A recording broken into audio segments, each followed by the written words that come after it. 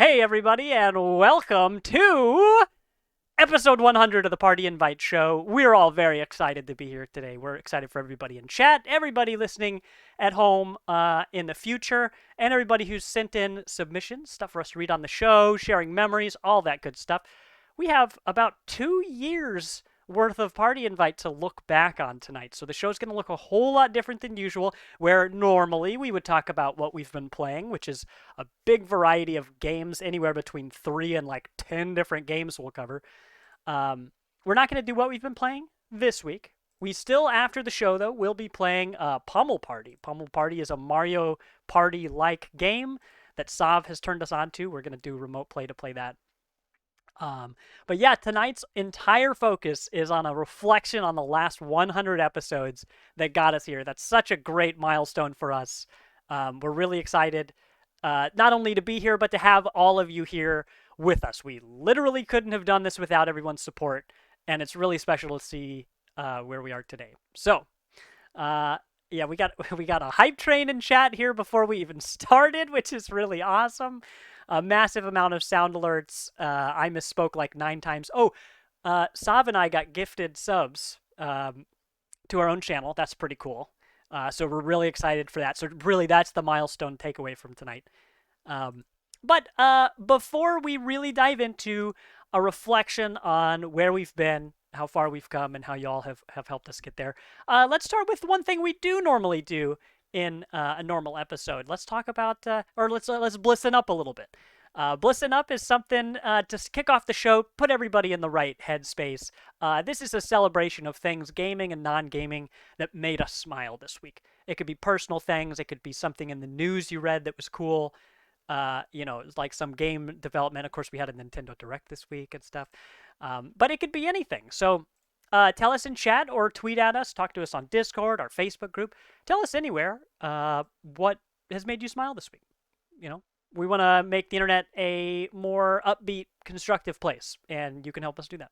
So let's see. To start, I want to start with some Kansas City stuff. So as I was going through our socials today and looking at things I wanted to talk about, memories maybe I'd forgotten about and all this, I saw my post from almost 2 years ago now of when my partner and I moved up here to Seattle. So this used to be this whole deal, Party Invite and its iterations before we were all working together, used to be really focused on in-game meetups and the more in-person aspect of gaming. Well, when COVID hit, that dramatically changed, but my love for Kansas City has never wavered. All the people in here that have stuck around are great. I could go on and on about all the things I really do like about Kansas City, but specifically with this week, I wanted to talk about, and this is not a spoiler before anyone gets upset, this week's episode of The Last of Us, the HBO TV show, showed us Kansas City, quote unquote, for the first time, which was fun. We knew almost years ago that the show was filming. There's your sneer quotes in there with an asterisk. They were filming in Kansas City. Really, it was some establishing shots, but the whole thing was recorded in a place in Canada that, for the most part, could be mistaken for Kansas City. I guess that's why they chose it. If you've never been to Kansas City before, you could totally mistake it. But I was excited to see that. It's just fun to look at stuff and do the Leonardo DiCaprio meme, pointing at the screen, just being like, "Oh, look, it's Worlds of Fun." Sav, as you pointed out, you're like, and it looks exactly as decrepit as it does today. Like, oh, this is the same picture. Like, it's the same picture. So we saw some cool stuff there. That was fun. And then this upcoming weekend is the big game, wink, where the Kansas City Chiefs are playing the Philadelphia Eagles. I saw a wonderful mock-up of that lineup from Tecmo, the Tecmo football game from 1980, whatever it was, 81, 89, something, that I really appreciated. But always excited to root for the Chiefs. Patrick Mahomes, while a very talented quarterback, is also just a really great guy for the city itself. Really easy to root for. So even if you don't, even if you're not into football, it's always great to be able to look at somebody and know that like they seem like a really great person on and off the field. So yeah, really excited. Kansas City's coming up in a big way. Has been for a while if you've been paying attention. So just been riding that hype train, if you will, and I'll continue to do that. Yeah, so that's been on the mind. I mean, of course, we've had this episode coming up, but it's been exciting to talk to friends here and coworkers about why Kansas City's great, and I have lots of excuses to do that lately. So that's good stuff. Sav, how about you? Yay! So alongside everything that you said, which I'm really actually super happy about, um, we had the Nintendo Direct, of course, and there was a lot of news there that everybody was just going crazy over. And wouldn't you know it, Twitter just so happened to break right when the Direct happened. So nobody was able to tweet about it because of the daily limit, quote unquote, that Boo! had Everyone been disliked that. quote unquote established. So, and that was going to be my, like the first tweet I was going to write was my second tweet of the day. And it was just like, oh, you reached your daily limit. And I'm like, I know even I'm not that loquacious. Like, there's no way. There's no way. You look There's back, no you're like, way. how many tweets have I actually made since 12:01 last night? And there's like six. No. Right. So that was really disheartening. But like the news that came out, all the like from that Nintendo Direct is just that's gonna be a whole nother podcast. I think I'll talk about that next week because there's just too much. And you know how much I am definitely not a groupie for Nintendo. So Nope, none of us are um groupies for nothing. Uh, nope. yeah, So well, it'll be nice and short and concise and sweet. And definitely I will not pour over everything that would happen and sacrifice my soul to the time at all. itemized lists like put your glasses on. Receipts. Yeah. Shoot, I wish I Starting had my with number binoculars there. 1A, subcategory B. Why the Nintendo Direct was Appendix great. 3. Right. Well, yeah, I'll be looking forward Other to than that. that, The Direct seemed pretty cool. yes. Have you seen it? Did you actually watch it? No, but unlike one of the recent watch parties, which I'll talk about here, actually, this would be a good transition. Um, what I was able to watch the Bethesda Microsoft one. I'm pretty sure I've got that right. That was probably 2 weeks ago. It was the day before we played Hi-Fi Rush here on the stream that you played it. Um, I happened to be on my lunch break at work, and I was able to pull up the Direct and have Discord open at the same time on my phone's UI. So we were actually able to respond in real time. Like where a lot of people will go to Twitter to live tweet about it. It was nice for people like me, where I'm like, I can't handle the whole ocean of people out there. I just need my crew. It's easier to have like context and crack jokes at each other and all this stuff. And so it's really fun to watch that. And then immediately message our group and be like, yo, this Hi-Fi Rush game looks dope. Please don't play it yet. We should totally play it on the stream. Because as soon as I saw it, I was like, it's not if we're going to play it, it's when.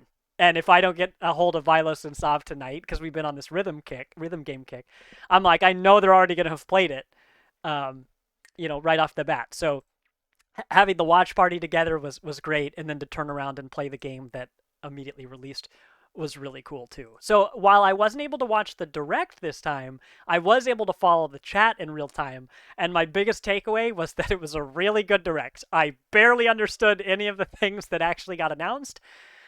Because the nature of like talking about it live is that you all have the context because you're watching it, but people like me who are reading, I'm like, clearly something just happened on screen. Everyone loved it. So that's kind of where I'm at. So I got to go and actually see. Well, next week I suppose we'll talk about what we saw. But I loved seeing that all in real time. Just lots of hype and chat.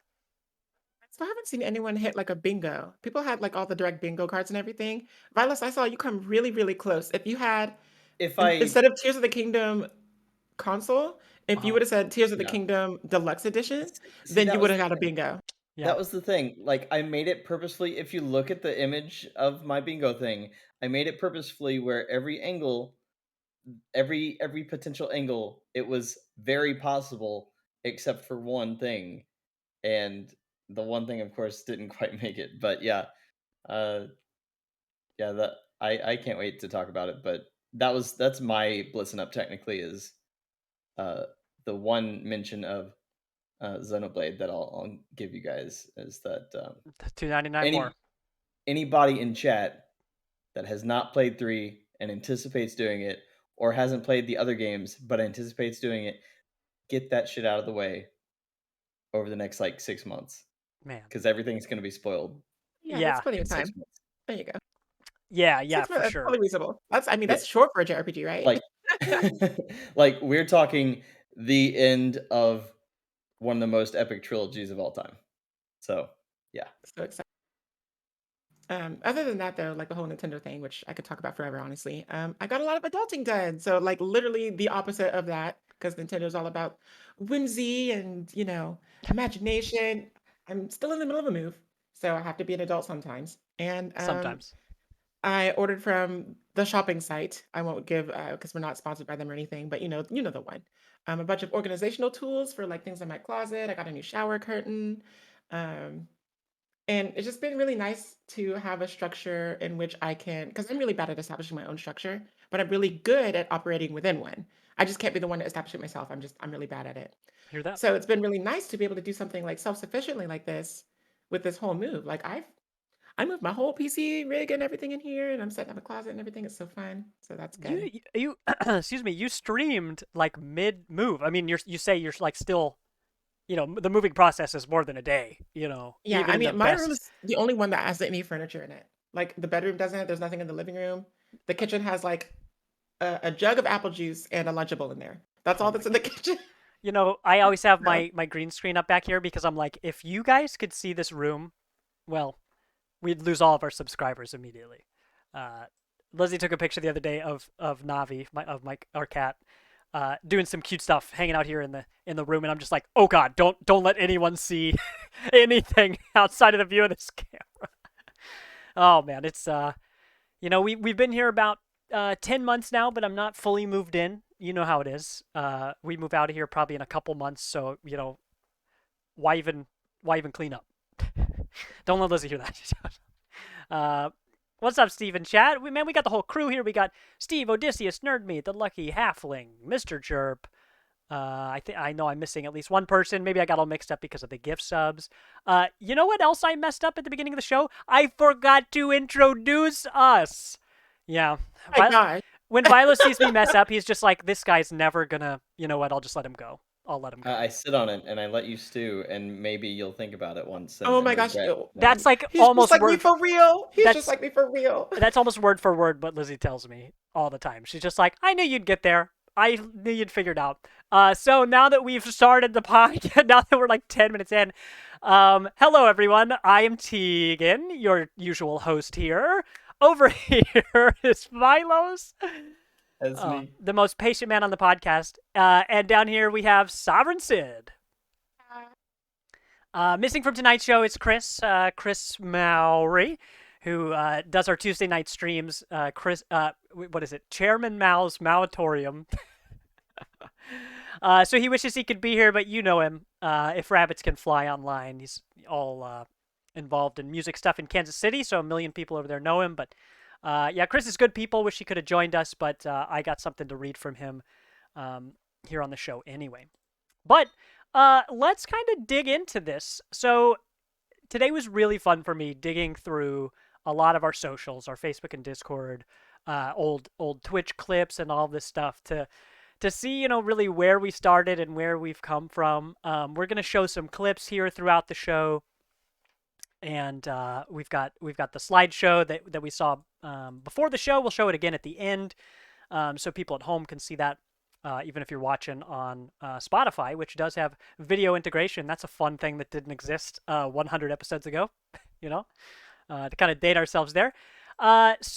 Party invite started in the beginning as, right, that local Kansas City meetup. I met Vilos and Sav at separate events in Kansas City. Vilos, I think, at one of our strictly casual meetups, the real casual, like Wednesday meetups we did at a couple different places in Kansas City, especially Tapcade, RIP. And then Sav and I met at one of the Casey Game On meetups, the biggest convention they'd ever had up to that point. That was really fun because we talked online a lot, but we had never spoken in person. And then Chris and I knew each other first. We had a short-lived podcast after Chris and I had met through another gaming group. We had a 10-episode run, really long, I know. But that's how most podcasts go, which is what makes episode 100 so exciting for us, that we've been able to stick through this as a group and figure out, get to know each other a lot. Because when we started, we knew we were all excited to make gaming content, but making group gaming content in 2020 plus is a lot different than it was 10 years ago, you know? So a lot of the influence that I had and that Chris had coming into here, so like Giant Bomb and Kind of Funny, the way that they did stuff when we got really into them originally, that's just not. If we did that exact same thing today, it just wouldn't work. So the four of us have kind of figured out what we want to do, how we want to stream. So some of the clips you'll see tonight are from my personal channel before I really started streaming here on the Party Invite Show Twitch channel. Sav, you not only continue to stream on your channel, but as we've talked about a lot recently, you're streaming on other channels. You were an ambassador for Ninjala back in the day. I'm not sure if you streamed from their channel, but you're a big deal, you know? Still am. I technically never streamed from their channel, but I was featured as a commentator on some of the tournaments that they did. But I still technically am an ambassador, even though the last time I played the game was like 2 years ago. Something Mumble, mumble. But I would have never even seen a game like that. I mean, you're like famous in our community for finding these like brawlers, beat 'em ups, sport adjacent games, or like kind of genre bending game. Like I always like to think of that Spellbreak game that's a battle royale with magic instead of guns. Even Splitgate, you were the first person to tell me about that. Gunfire Reborn, which I just picked up for the first time after you'd been talking about it for 2 years. You're on the bleeding edge of a lot of that stuff, and it's wonderful. So then more recently, you've been also streaming from the Divine Knockout channel officially, which is freaking awesome. I mean, that's so cool. You got paid, to stream video games. Like, for doing it from your channel, you work it up, and it feels different than when someone, a company is like, I will pay you dollars per hour for you to play video games here, for our audience. That's super exciting. And then I'm not sure how much. Well, I'll let you say however much you want to say. But you were on a game show. I don't even know if that's the right word. Yeah, like a reality competition, I guess you could say. Yeah. Do you want to talk about that at all? I don't want to put words in your mouth or. Sure. So I'm assuming you're talking about the next wave, right? You can actually see remnants of that scattered across the room if you're, watching this right now on Twitch. Got Blue here, Team Liquid's mascot, cutest little horse on the planet. And then way in the back there behind Miss Magius, there's like a little Let's Go Liquid. It's supposed to be a mouse pad, but since I don't use like cloth mouse pads anymore, I'm using it as kind of like a welcome mat because it's like one of those big ones. Of course, this is a no shoes household, so it's not going to get dirty. Don't worry. Oh buddy. my gosh, we should be. Well, our house is too cold. My Tootsies would be freezing 24/7. Oh, just get some like insulated socks. They come in like really cute animals. I do. Well, oh my gosh, I'm going to get off topic already, but I am a connoisseur of thick socks. I do love them. Thick sock. Thick.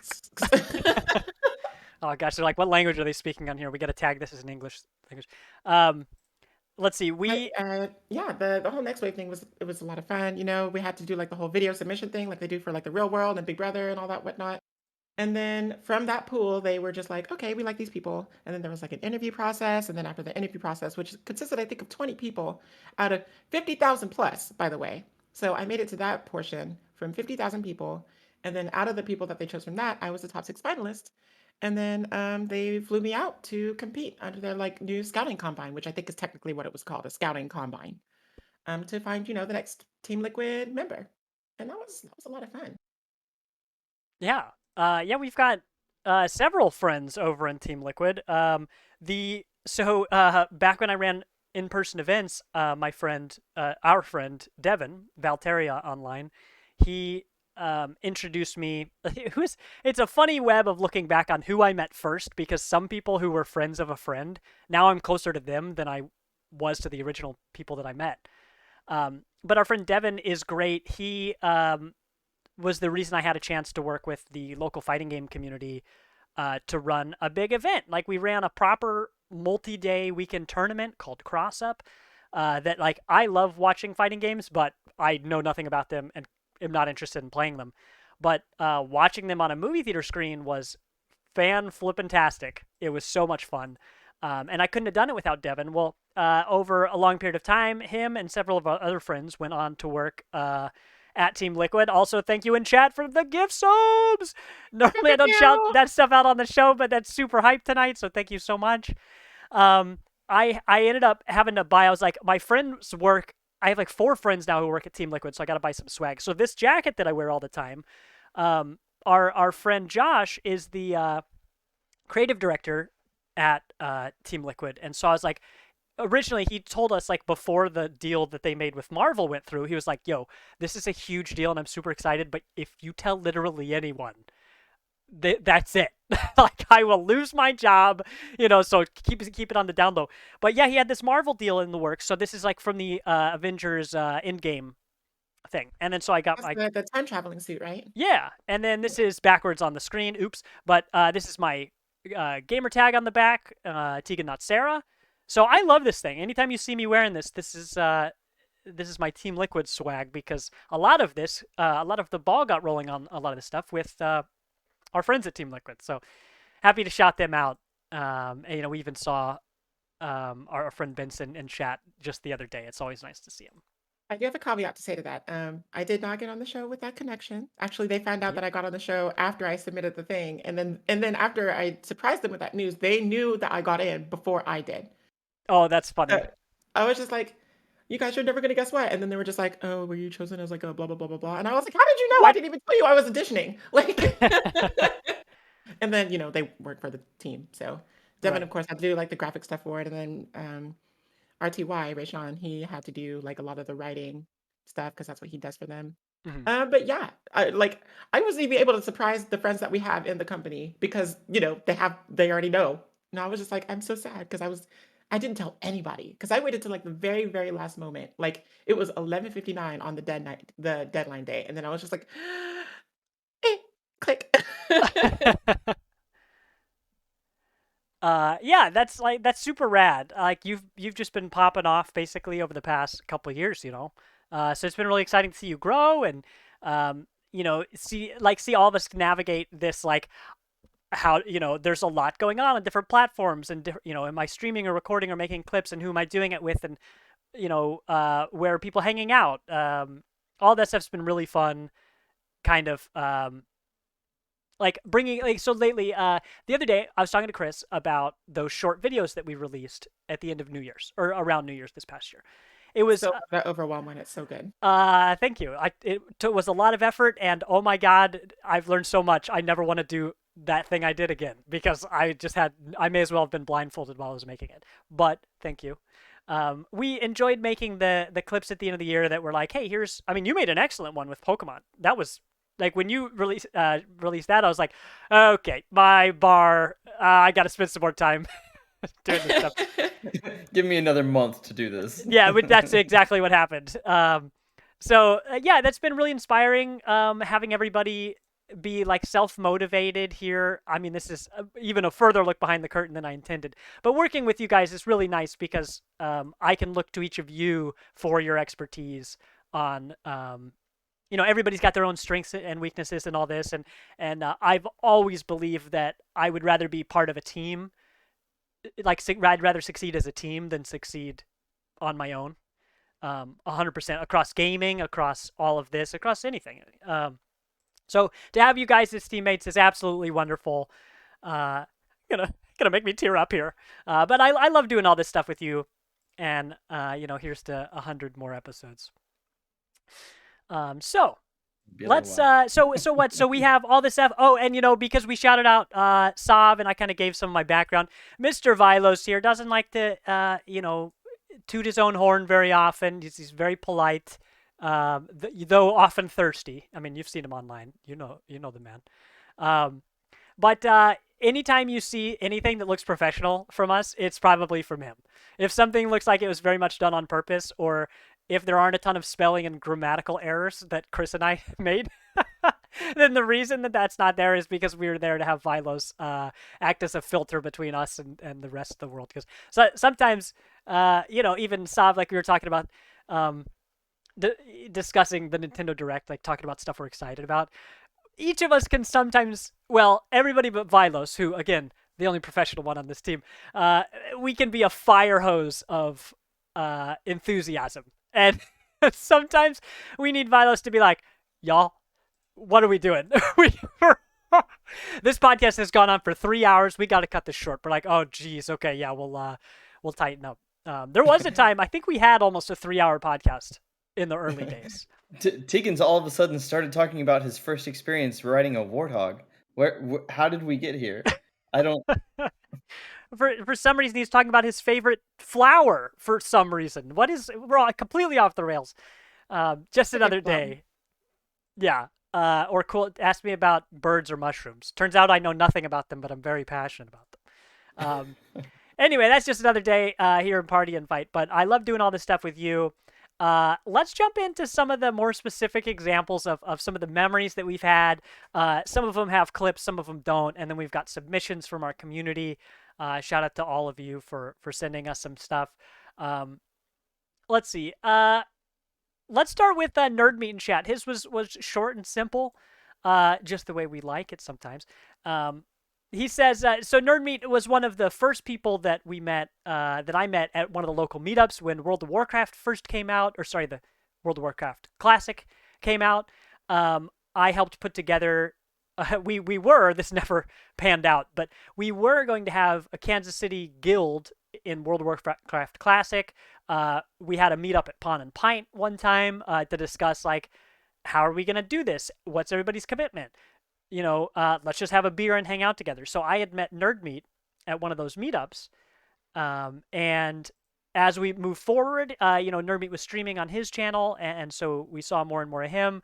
Not as much recently, as he has become a real life Stardew Valley main character. At least that's the picture I have in my head. But Nerd Meat writes, Party Invite made it fun to go out and do stuff, even though I'm normally a stay-at-home single-player gamer. Happy 100th episode to my favorite gaming community podcast. Thank you, man. That really means a lot. A lot of us, as gamers, it's really easy to just find yourself looking forward to getting home, sitting down in your chair, putting your headphones on, and gaming online with people. Not doing stuff in person. Even, you might be social enough to play online games, an MMO or a competitive, shooter or Rocket League or League of Legends. But there's a big difference between that and being able to connect in person with people. And I've made a lot of friends with people who essentially echoed that same sentiment. Especially when we were running Cross Up back in the day, our crew was made up of a lot of people who normally would not have gone out to hang out in person. I think if we didn't know that everyone else there would be cool and constructive and chill, then I don't think those people wouldn't have come out and I wouldn't have made those friendships. So, while those meetups were very fun, it's the people who showed up and continued coming back that really made that something special, because you can go on the internet and find plenty of places where I talk too much about things I'm excited about. But people come back for community, and just the three of us here, we are not community. We're three people. We're three friends. But when you have everybody to game with or chat about the news with or to get a beer in person with, that's real community. And that's something I'm really proud of that we've built here. So that's been pretty rad. Let's poke around in our old clips here.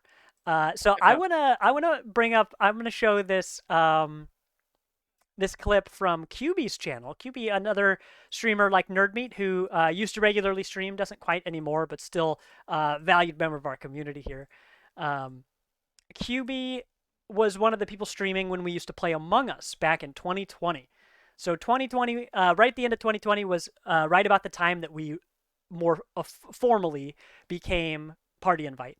And it was right when Among Us came out. So how perfect that we had this community of friendly people, and we just said, everybody get in here, we're going to play something. So I'm going to play this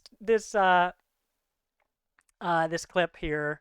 Actually, let me find it. I might not have had it pulled it up. Oops! I'm not the professional one. That's Vilos. We played Among Us, and we had some wonderful nights where... let's see. You guys can see this, right? Just to double check. You guys won't be able to hear sound. Okay, well, let's get the audio in here. This is us playing Among Us in some of our first sessions. You can see the whole lineup of people here on the side.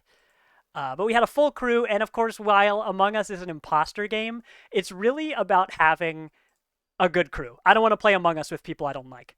And being able to laugh together as we played this game was fantastic. So here we go.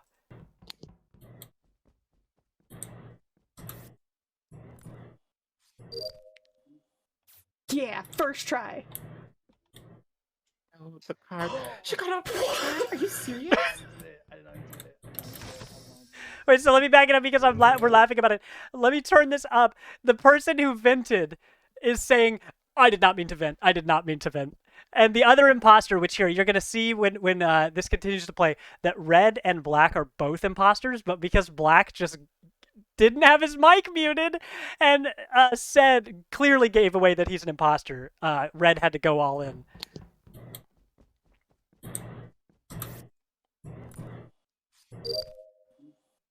Yeah, first try. No. I did not mean to vent. I did not mean to vent. I can't. I can't. I've already used mine. I can't use it. Oh my god. I'm up here freaking out because I already used mine. I think we figured out who vented. It's Red and Black. Oh my god, you vented right in front of Black. us. Oh my god. That's so good. He vented right in front of 3 of us. Yeah, all I heard was, I did not mean to vent, I did not mean to vent, I did not mean to vent. I'm like, Oh my god. Oh, so that's just wonderful. You heard Mr. Jerp's voice in there as well. Happy to see you here in chat, buddy. Yeah, so that was just wonderful to have that clip of everybody. Like, it's us trying to play this game while we're also navigating, like, how do people use Discord who've never used it before? Like, when do we mute up and when don't we? Because some people are streaming and they're trying to, like, get their audio to go out to their audience, but not to Discord. So lots of funny mishaps like that of these candid moments that I'm so happy we got to catch on camera. But those Among Us days, I mean, they lasted a strong couple months. And, you know, that's a game. Now it's up to 16 player, but back then it was up to 10. And we regularly got up to 10 players. And that was super dope because as a testament to this community, you know, lots of games that are co-op only or multiplayer only like this, but they aren't ultra popular like Call of Duty or Overwatch or Apex or something. It's tough. It can be tough to find a crew for. So it was really great, especially at the end of 2020, full-blown lockdown, to have a bunch of regular people come in who were confident enough in the quality of our community to play with complete strangers. And those people, generally speaking, were very good people. You know, we had a couple times where things got a little dicey, and then those people weren't around anymore. Which again while that's tough to do, you know, shout out to our community for kind of putting their foot down and saying, hey, like, it's not cool to act or speak this way, because that stuff can be very uncomfortable, you know. But it wasn't just one or two of us saying they were uncomfortable. You know, for the most part, it was everybody being like, hey, I had a great time, but this person kind of didn't make the cut. You know, this person was not the friendly community member that we need. So They did not pass the vibe check. they did not pass the vibe check. So yeah, loved playing Among Us. Maybe we'll play again here soon. We've certainly got the numbers. So chat, everybody out there, if you wanna play Among Us again soon, we can definitely get something going for that. So around that same time of year, we did Extra Life 2020, right? Do I have that right? Oh my gosh, years Yep, are funny. we did. Okay. Time is an enigma. Time is an enigma. The Extra Lives kind of blurred together, especially because I haven't watched the VODs particularly recently. But I have some wonderful memories of watching you guys. Again, this could be from different years, maybe 2021. But the Extra Life streams that we had were a blast. The first couple times we did it, they were huge marathons. They were all day, switching between channels, but all day things. And whoo, it was fun, but that was exhausting. It was so much. But I have wonderful memory of Sav and Vilos here playing Resident Evil 5 And No. you Oh see, no. I don't have the clip with me right now, so I promise I'll get that to you guys again soon, because we straight up have more clips than we even can handle for one episode of the show. But it was this video. You see Vilos' perspective, and Sav is up front during a cutscene. So this cutscene starts, and this bus comes barreling down the road. And you've got to like shoot the explosive barrels nearby to blow it up before it reaches you. But it all happens so fast and without any warning that on Vilos' screen, Sav is up front just like, up. Instantly gets run over, just immediately. That was it, splattered. But that was so funny to watch because there are those times where you're like, am I watching a cutscene or am I supposed to do something right now? And the answer in Resident Evil is yes. Yes, it is both of those things. I still feel like I said something like, hold on a second, because I knew it was coming. I just didn't know when. So I was just like, nah, ammo. Got to pick up this loot. Oh, what's this thing on the ground? Oh! So much distance between the bus and me that I thought I would be fine. I didn't realize it would be coming at instantly per hour. It was so fast.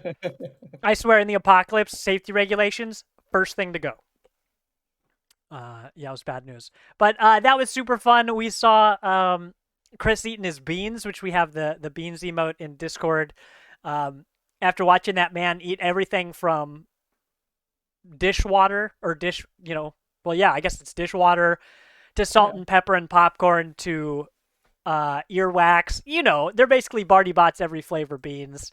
I mean, he literally hit all the bad ones. I'm pretty sure. I don't think he has any bad ones left. Yeah. I mean, at that point, like he got so many bad ones in a row. I'm just like, I think you might need to like examine your karmic cycle because something's happening. Something's happening.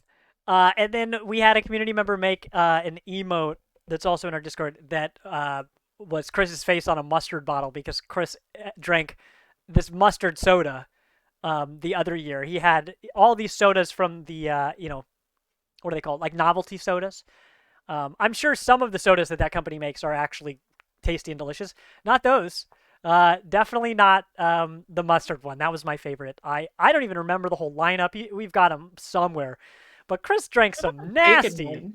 There was bacon. I was hoping he'd do ranch soda, but I don't think we saw that one. Host. There was a spicy one. There was like why?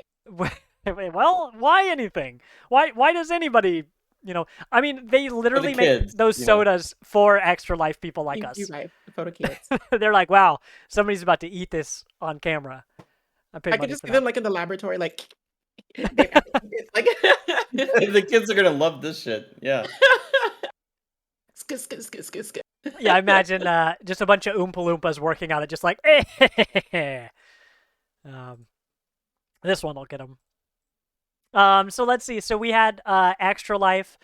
That was just so much fun. Oh, actually, you know what, Sav? While we're talking about this, I think there were a couple of videos you sent me that I haven't looked at. So if the time comes up, you want me to pull those up, I will. But one of the other things I wanted to shout out was Halo Infinite. When that game came out, just before Extra Life, when all that stuff happened. One of my favorite memories that I've had across the entire time we've been doing this was the day that Halo Infinite came out. I was at the time unemployed, and we knew that Halo Infinite was like coming out soon, but I think at the time there wasn't like a solid day release date. And this Microsoft Direct or whatever had a bunch of stuff in it, and then it was like, okay, Halo's gonna have this, that, and the other, and also it's available now. And Mr. Jerp and I were both in Discord. We're both like, okay, we're downloading this right this moment. And we must have played Halo for like 12 hours that day. We played Halo the whole entire day. We had about almost 10 people because a full squad is 8. And I think at one point we had too many people for the game type, even the biggest game type we could play. Yeah, Jerp, 12 to 14 hours. That sounds right. We straight up binged that motherfucker. That was so much fun. Exploring this game with a surprise release date, like you said about Metroid Prime, just a shadow release. This thing came out, and so everybody was able to get hyped on it very suddenly, all at the same time. which is one of the best ways to enjoy multiplayer games. So we jumped into Halo. We discovered all the new gadgets, all the new weapons. Everyone thought the heat wave was terrible, and I was like, nah, dog, maybe the best game on the map. And then, for validation, all the esports players were using heat wave big time in their games. Hashtag never forget. But that game was so much fun. I mean, I still have a ton of clips on my computer of just wacky things happening when we were all playing. Vehicles exploding with 3 of us in it, weird grappling hooks, and all of this. But while that stuff would have been fun on my own, or even with a small crew, the fact that we had a whole team, a whole 6+ people on a regular basis was super cool. Grapple sword OP, yeah, Shani, I remember just doing stuff where I'm like, this is totally stupid, but I might get away with it. Hollering. But yeah, Halo was such a good time. And then another wonderful memory, I know I'm on a roll here, was New Year's of that year. We rolled around from having all these people in chat for Halo all the time. And then for New Year's, a lot of people like me that year were just, spending New Year's at home, just enjoying video games with, either by themselves or online. Well, we had, I think, 10 people in our voice chat in Discord, with 7 of them streaming 7 different games at the same time, all just playing like single player stuff. And that was so much fun to be able to pop through and mix and match and talk to people while they're playing. In some cases, they're the types of games where you can be like, hey, you have a choice to go left or right. Can you go left for my sake? Because I'm watching you. And then they would. So yeah, 7 different games being streamed. Shout out to everybody that was using their nitro boosts at that point. Yeah, no kidding.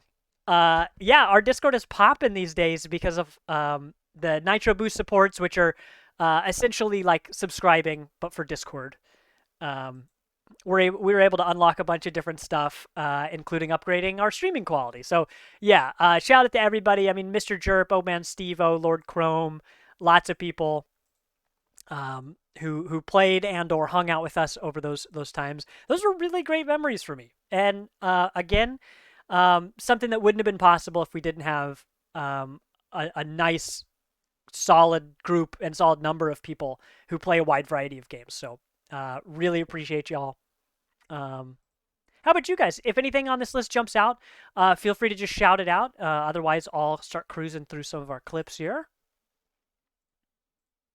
Yeah, I know we don't have a clip here, but I do have a clip on my hard drive somewhere. But I definitely vividly remember me and Chris going through Escape Academy, and I kind of wish that we could all like replay Escape Academy individually, like in pairs, just to see how it would go from there. But just actually, getting away with I think that was the third or fourth level, with literally 2 seconds left on the clock, and it was a miracle that it was even 2 seconds left on the clock. It was literally 2 seconds. It was a 30-minute challenge. Oh my gosh. Yeah, we'll have to, when we get around to like episode 150, we might revisit some of this because like the more we dug around today, the more it was like, oh dang, like I know we have this somewhere, but I gotta go find it. Watching you two play that escape room level was bananas. Like, yeah, so for you guys to come so close at the end where you're I think in the clip, as you're running from the final thing that one of you frantically smashed the button on, you both turned around, and in that moment, I think Chris was like, "Oh, there's a run button. Hold shift and you can sprint." And we're like, "Wow, this never came up before." If we didn't learn that in that moment, we would not have actually gotten out. Yeah, man, it was it was great. High octane escape room. That was one of the episodes that I wasn't able to make it for, but just the concept of someone like very cerebral like Vilos and then someone very like brute force like Chris working together in an escape room is just like the perfect alchemical combination for like hijinks. Yes. And it made it the best because I was the one that fucking brute forced it this time. Yep. Like I really didn't want to, and I did. Yeah, that was good stuff. I know we've got more games ahead of us that we can play. There's the We Are Here series. There are 4 games. That's going to be so much fun. Yeah, so Saab, you and I might have to take a shot at that one. Well, the nice thing is there are 4 of them. I think I bought the bundle so we can actually gift them out to different parts of the team, so we can mix and match. So we had Chris and Vilos on Escape Academy. One of them, Sav, you and I can do, and then we could mix and match some others. But I love to be able to look forward to those because those games are rad. I know I watched Lord Chrome, who I'll talk about here in a moment. Lord Chrome 375. 375. 375. Watched him either on Twitch or in Discord, maybe a combination of the two. Oh no, it would have had to have been on Twitch. Watched him play the original We Are Here. We Are Here is just the name. All the other ones are like We Are Here 2, We Are Here Infinite, or something like that. But watched him play the first one with a friend, and that was a hoot, especially because I know I think Chrome might have also been surprised that he enjoyed an escape room game, such a cerebral game, so much.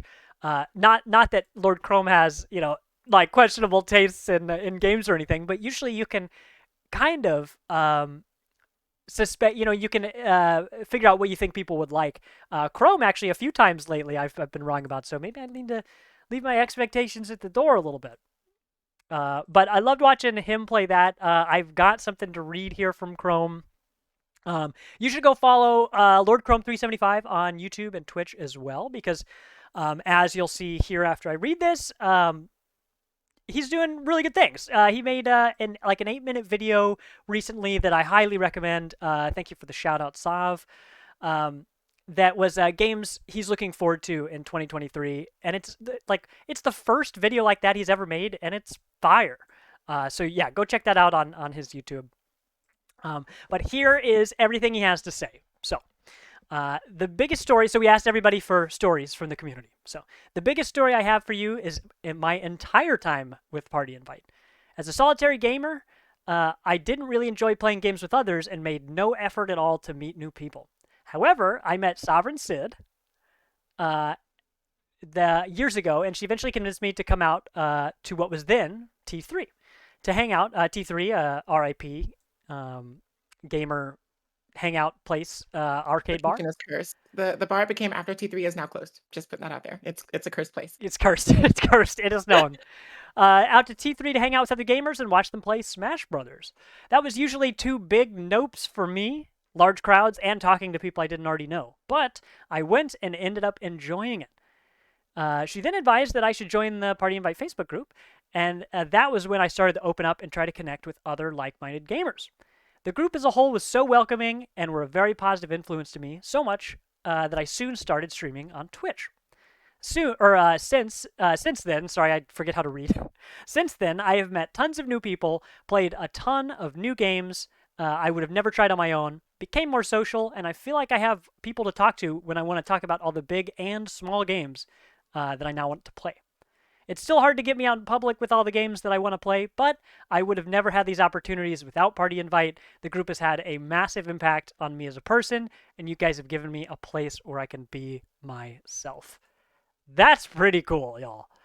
That's pretty dope. I love it. Yeah, because I met Lord Chrome. I'll just tell you Jabari. If you're on our Facebook group, you see everybody's first names who's active. So Jabari's on there, and I met, Jabari said he met all of us through Sav here, and then I met him through our community. But he started streaming on Twitch, and this was at the time I kind of watched Twitch a little bit. But as I mentioned earlier, I really liked Giant Bomb and other formats of content that weren't on Twitch and YouTube as much. They used like other, like Patreon things, like you unlock content and all that, which you watch on another website. So when Chrome started streaming on Twitch for the very first time, I think it was the very first game that he streamed or close to it. It was Star Wars The Fallen Order. And that was the first time ever that I watched someone play a game start to finish on Twitch. Anytime I had done that, otherwise would be like Giant Bomb, and I was watching a years old series of videos, So I was able to tune in and watch Lord Chrome like half while he was live, kind of, but most of it was just going back later and watching the VODs. So I really had a good time watching that, and it opened my eyes up to how easy it would be for someone like me to integrate watching Twitch on a regular basis to almost to fill to fill the role that like TV used to have for me. So I could put it on my phone while I'm in the shower and I can listen. Or I put it on while I'm cooking in the kitchen. Or when I've got my 2 monitors here on my computer, I can play my game and watch Twitch on the other screen. I know a lot of people do that. Well, Lord Chrome was the first person I ever really saw do that. Like he was the reason I was able to incorporate Twitch into my lifestyle. So thanks for the kind words, Jabari. We really appreciate you. Yeah, and I hope you just do the most wonderful things on YouTube and Twitch. Yeah, really enjoy. I remember watching when I posted a video today, or I went back and commented on an old Facebook post of Chrome saying, "Hey, I just hit affiliate. I'm very excited," and it was a screenshot that I had posted that was actually from our friend Devin from Team Liquid, who we mentioned earlier in the show. Valteria never streams. He rarely streams, and we had just been in his chat watching him play stuff, and he raided Lord Chrome. And so we all go into Lord Chrome's chat, and we start spamming Devin's like one and only emote, which is a picture of his face. And so it's just a wall of Devin's face in Chrome's chat as we're all getting hyped to watch him play the game he was playing. But that was a really fun thing to look back on. When Chrome commented back on that today, he was like, "Man, that was way back when I wore hats." And I remember he played Man of Medan, the spooky choose-your-own-adventure game from the Until Dawn and among other things creators. And I remember watching him stream that, and I was like, "Yo, Chrome, I know you're scared because every time you get scared, you touch your hat." Every single time. Because anytime there's a jump scare, he kind of, kind of resettle himself, kind of resituate.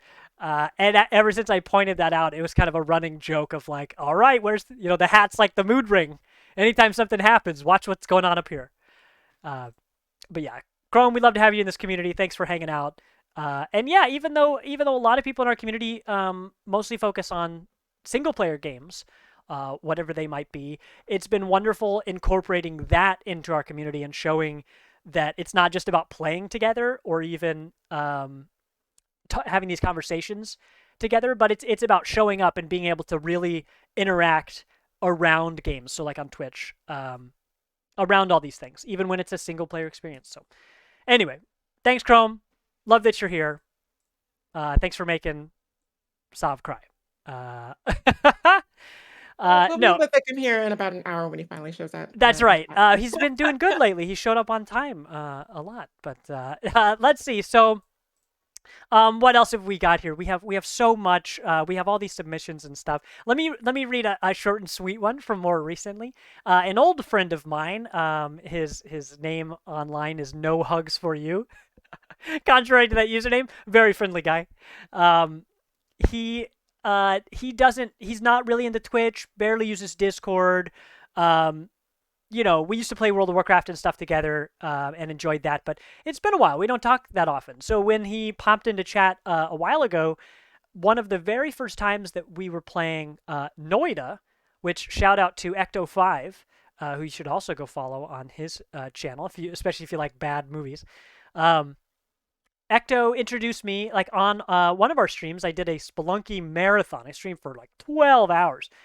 At the end of it, I was like, I have to do something else. Like, I don't think I'm going to beat the game, but I'm not ready to be done streaming yet.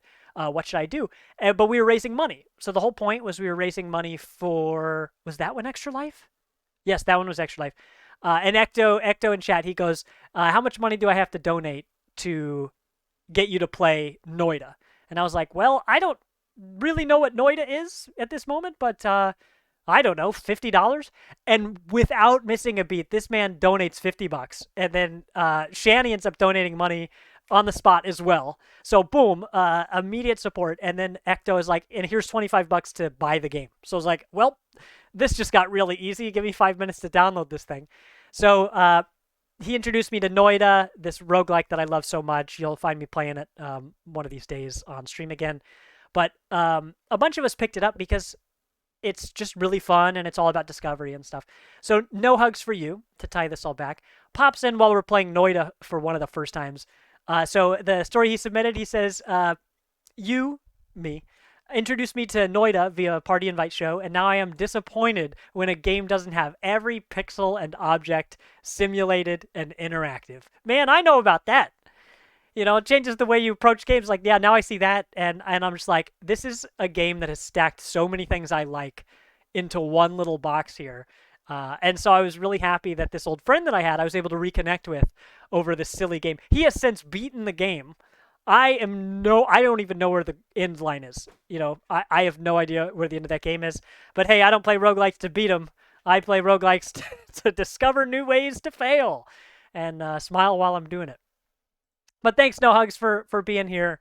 I love that we were able to enjoy that game together. Fun game, but yeah, even better to be able to share like dumb screenshots. I have one of them in the slideshow we had earlier.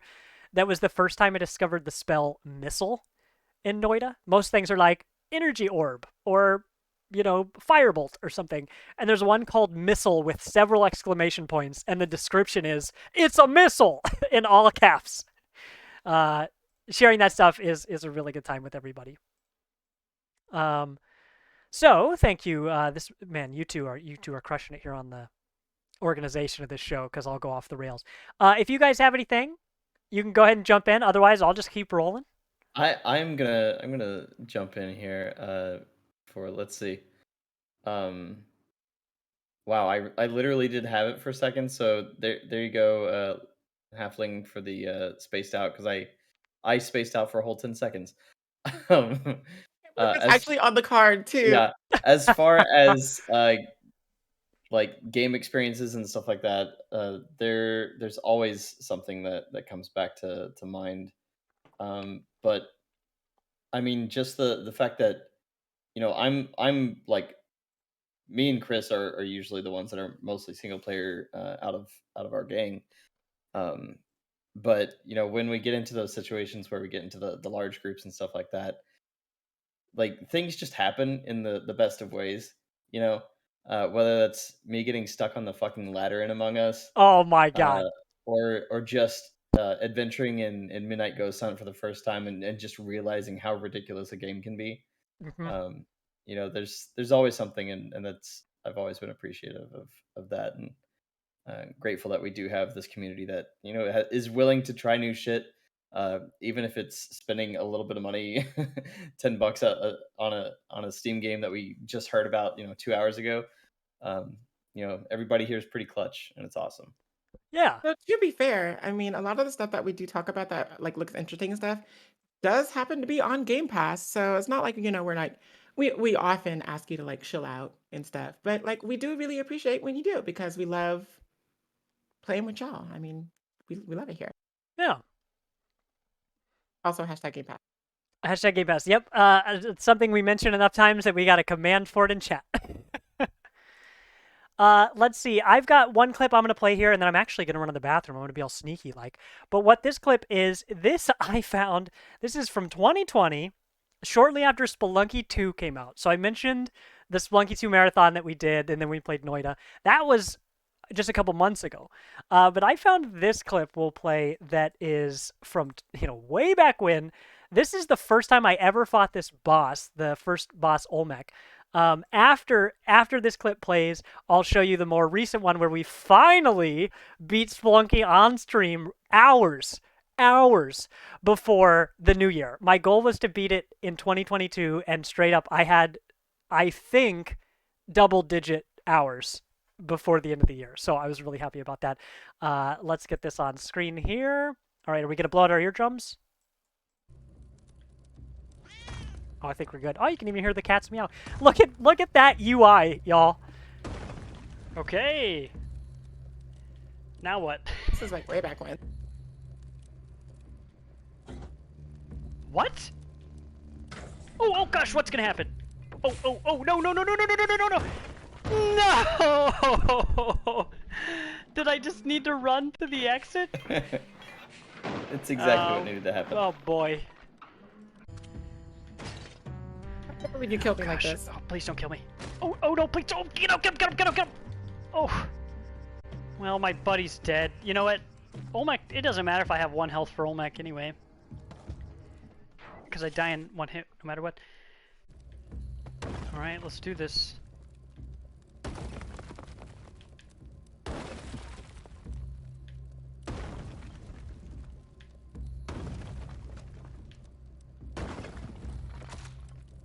What? You are kidding me. I died from fall Just damage broke his there. fucking Dude, legs, that was like Oh my god. maybe great. a 7 So great. square fall. Dude, Broke every bone in my body. oh my god. That's how I lost.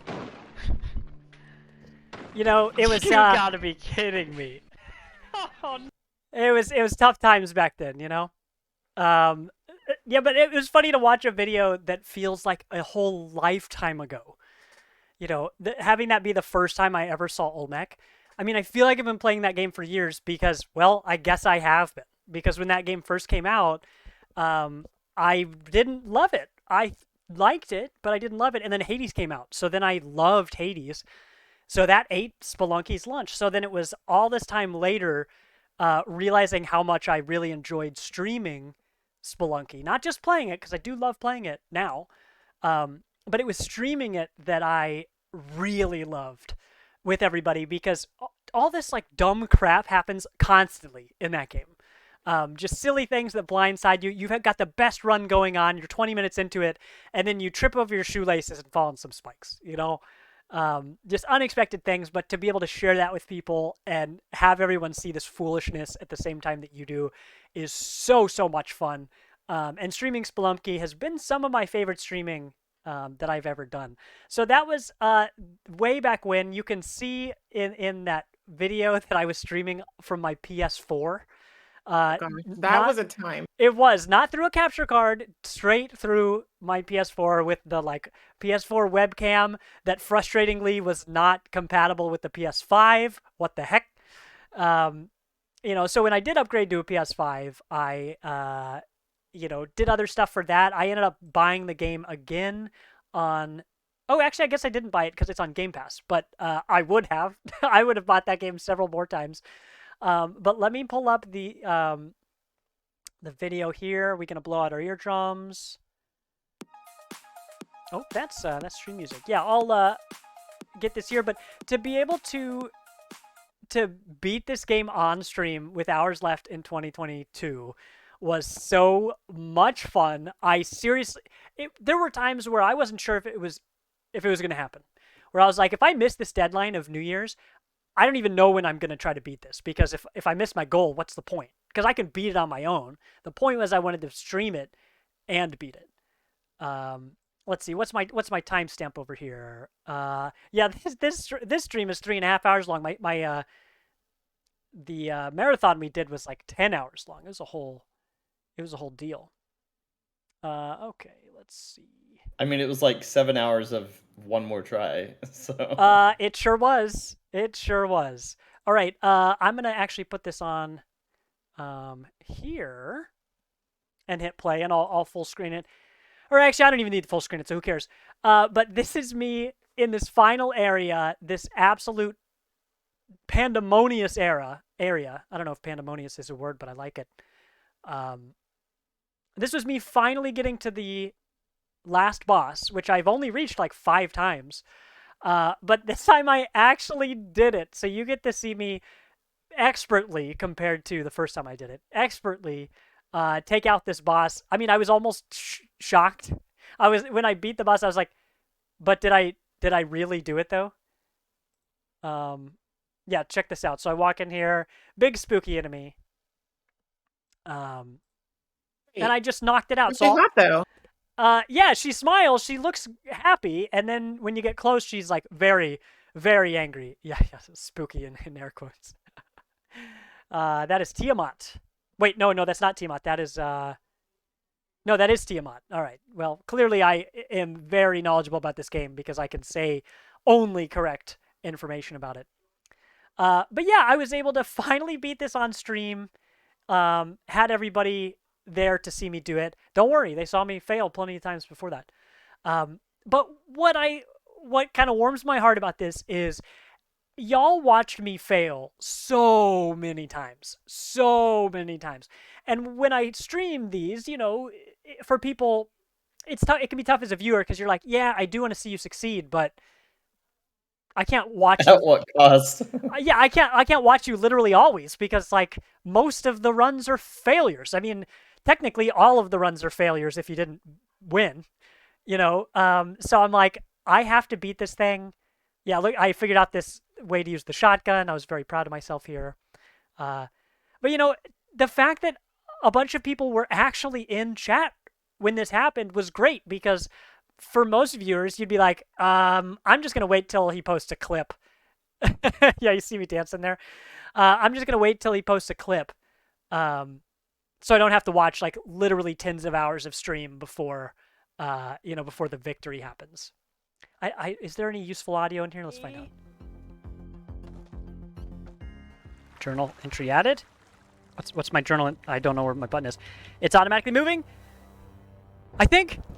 Oh, I think we did it. We did it! Oh! Not my mic cutting out because I screamed too loud. Yo! Oh my gosh, I love that the sound alert in We the found our video came parents. through. I didn't even think about that. And we finally beat the game. We finally beat it. Technically defeated the final boss. And we took whatever that giant jewel is. We quote unquote technically. Yeah, we technically. Now what? There's the chicken strips. Oh my gosh, I'm so glad for the callback in Oh the middle my of the goodness, show. y'all. After mentioning how We're well the chicken hours strips. until the end of the year. We said we would beat it, and look where we are. We worked hard for this. It's good stuff. Let's So see. yeah, I'll let this play. I'll just mute Man. it. But so thrilled to have done that.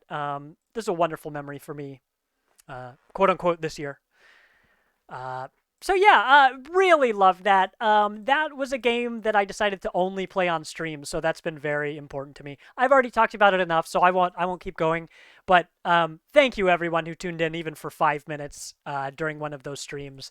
They were so much fun.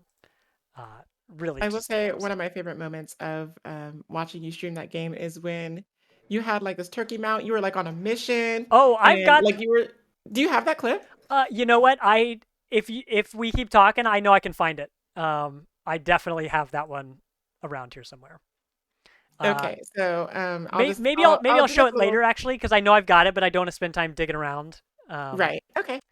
But It's I've so good though. I've definitely I'll got- refrain from describing it then because it's so much funnier to watch. It's definitely the perfect like TikTok moment, like the TikTok moment. yeah. If The we ever name, start a TikTok, that should be the first clip that goes on there. well, you had clipped it, and the name that you gave it when you clipped it was Mount and Slay. Oh, that's right. That's Yep. what. How do you remember that? Because weird things like that just stick around here, but anything else, forget about it. But yeah, I'll see if I can dig that up here at least before the end of the stream. I do want to jump in with a memory regarding Splatoon, or not Splatoon, Spelunky. When we discovered that like the multiplayer had like its own camera and everything, and we were all off venturing on our own. This was like the first time that we had ever done multiplayer together, because we were afraid to do it because there was one person that was in charge, kind of like in the Sonic games, the classic Sonic games. Player one was in charge of the camera, and then Tails was off doing who else would do whatever. Right. And so we discovered that we all had our individual cameras, and it just like opened up this whole new world, and we were Game off exploring changer. our own and stuff. And then we figured out like all the ghost powers together. Like apparently the ghost could freeze people. Nobody told me that. Yeah, right. We're like, wow, being dead is a boon. Yeah. I'll push you into some spikes because you're gonna be really useful to me later. No, I I mean, didn't. you wouldn't even have to because I died on my own a lot. So Oh my gosh, there were lots of good clips of us, me like throwing a bomb but accidentally hitting you with it and knocking you down. But before I could get over to save you, the bomb just oops, exploded, and there goes your stuff. Well, I guess I gotta pick it up now.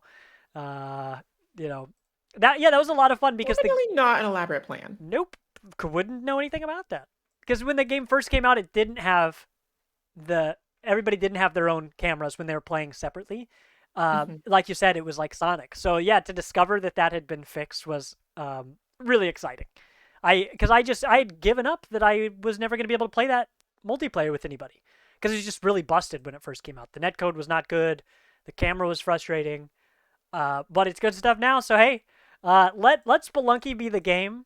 especially for y'all with Game Pass who can play it without paying for it. Well, without buying it separate.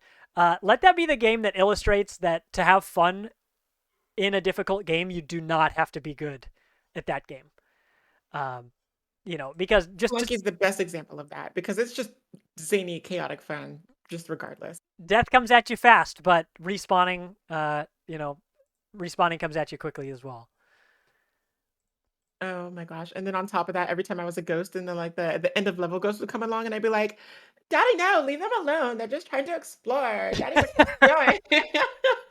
Did you know in that game if you get the camera and you take a picture of the ghost that she turns into like almost like a kawaii kind of like. Wait, really? Yeah, like the she's end of level ghost? Yeah, it's the only way to stun the ghost. You take a picture and she like poses. Well, you find out it's a she because normally it's just an amorphous blob.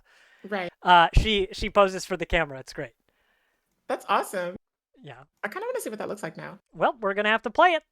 But enough about Spelunky because y'all know I'm a fire hose of enthusiasm about that one. So, enough with Spelunky. I want to point out another one that was from me personally, an achievement I'm really happy with. That was from Celeste.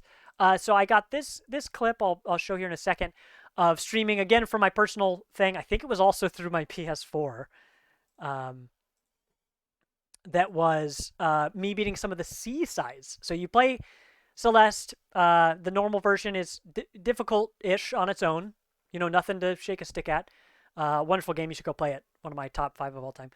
And then you find these B-side tapes that have new music, new challenges. It's all exciting. And then when you get through that stuff, there are C-sides. And the C-sides are incredibly difficult. Incredibly difficult. Some of the most difficult challenges that I've ever done. So I'm going to play you this one. This was when I finally beat this Seaside. I think this was the last one I did beat because I didn't beat them all because, whoa, I'm persistent, but I do have a limit, and I hit that limit.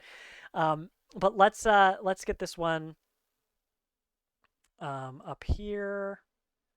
And Celeste has amazing controls, but it will literally break you just trying and trying over and over. It will. Yeah, I Again, like the punishment. Fortunately, the soundtrack is so good because there was one time I was streaming this game. I was on the same one screen for 2.5 hours. And I remember Russ leaving to go do real life stuff. Russ Dugan in chat. Leaving to do real life stuff, coming back hours later, and he's like, "Oh, so you're still here?" You're like, nothing has changed. You're doing this looks the exact same I saw it 2 hours ago. Well, let's show this video. So I'm so excited that I was able to beat this. But look how challenging this is.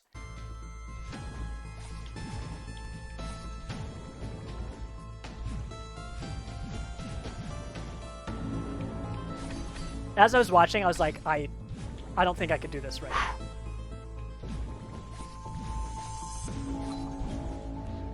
Oh, we did it! I can't believe I got that one part on my first try. Wow. Hell man. yeah. Feels good. So, yeah. Dude, that is so satisfying. And Have you ever heard of the game V6? I love this game. V6. Yeah, it's called the name of the game is VVVVVV, but people just call it V6. Like a really like pixelated, like almost like Celeste game, but like very platformy, difficult, challenging and stuff. You should look that up. I think you would really enjoy it. When people say that to me, they're pretty much always right. So I'll check that out after the show because I'm sure that I would like it. Yeah. Yeah. Like it gets to those kinds of levels of difficulty, but like not in a way that's like mercilessly unforgiving. Because Celeste is pretty brutal. It's pretty So- brutal. The normal version, to not scare anyone away, the normal version is not so brutal. There's some challenges, but it also has a really good assist mode that doesn't feel like you're missing out on anything. So if you're ever, again, somebody who's like, I'm not very good at these games, I don't think I want to play a game that's super hard, then if you like the gameplay, not what I just showed because that's ultra difficult, but if you've ever seen normal gameplay of this, it is so worth playing. I would recommend it to literally any gamer. Yeah, because you can get out of it whatever you want, like specifically what you as a player need. So yeah, that was the way back. That was on my personal channel before I full time was streaming on here. Again from the PS4. It's been a minute since I thought about streaming on that PS4. So yeah, that was another really fun achievement back before the Spelunky days. You know what? Let's pivot here. Let me find one of these.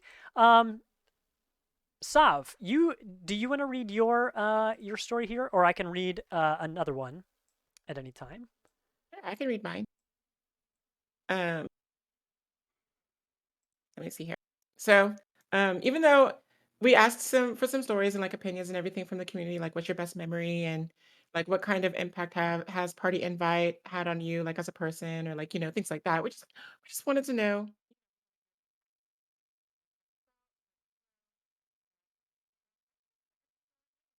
because like before all of this, I was just kind of around. I have been streaming since I think like 2016 or whatever, but I really didn't have any like motivation or anything. And when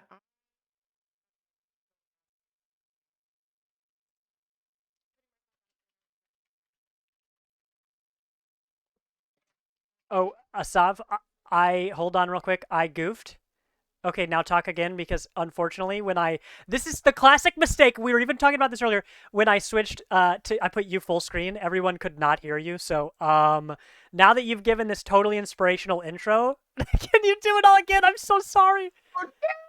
like this, you know what? We have the perfect clip for after this too. Oh yeah, we This is the do. perfect segue. But basically, what I had said was, back when I started streaming, in I think 2016, like for real, not on off like I was before. I really didn't have any like motivation or anything like that. I was just streaming because I was just like, I'm playing the game. I might as well go live and see what happens or whatever.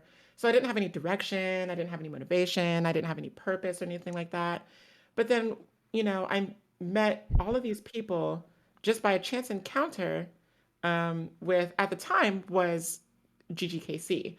And that set me like on this collision course for just, um, you know, the growth that I've seen, and I love that. And so what I originally said was we had asked all these other people, we asked you, the community, for your input, your stories, and on how you've grown or like any kind of impact that Party Invite has made or anything like that.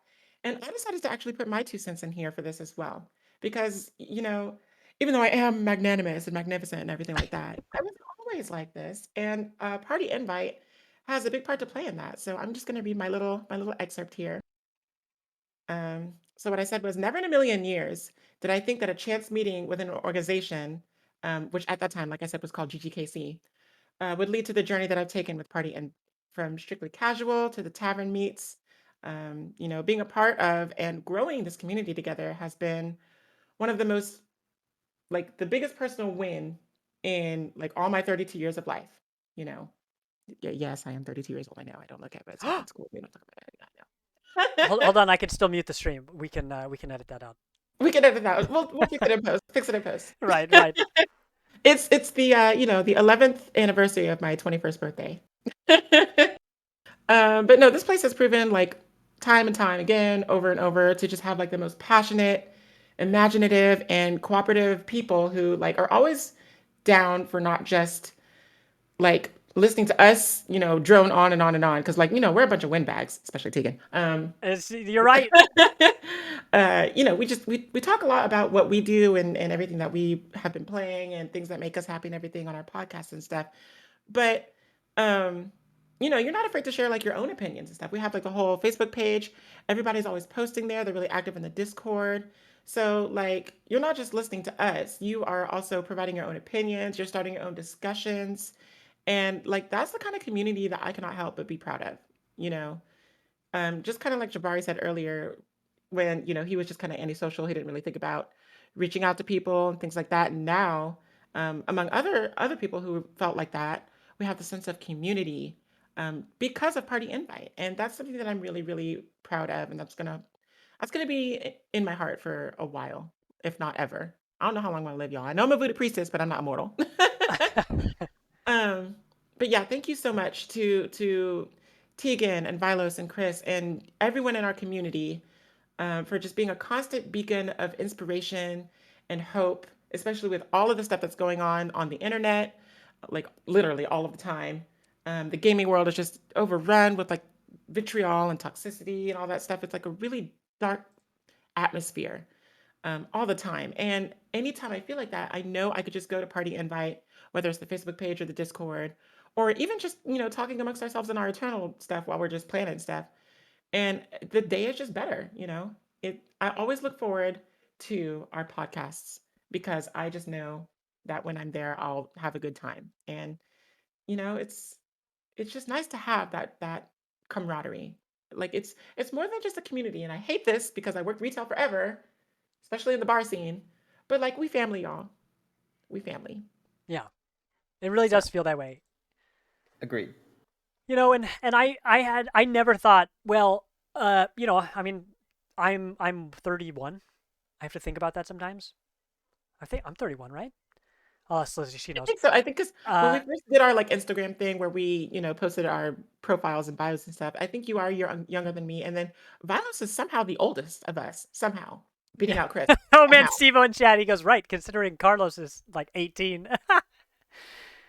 Oh man, yeah. Anytime Vilos says his age, people are just like, hold up. I think I was. Can you say that again?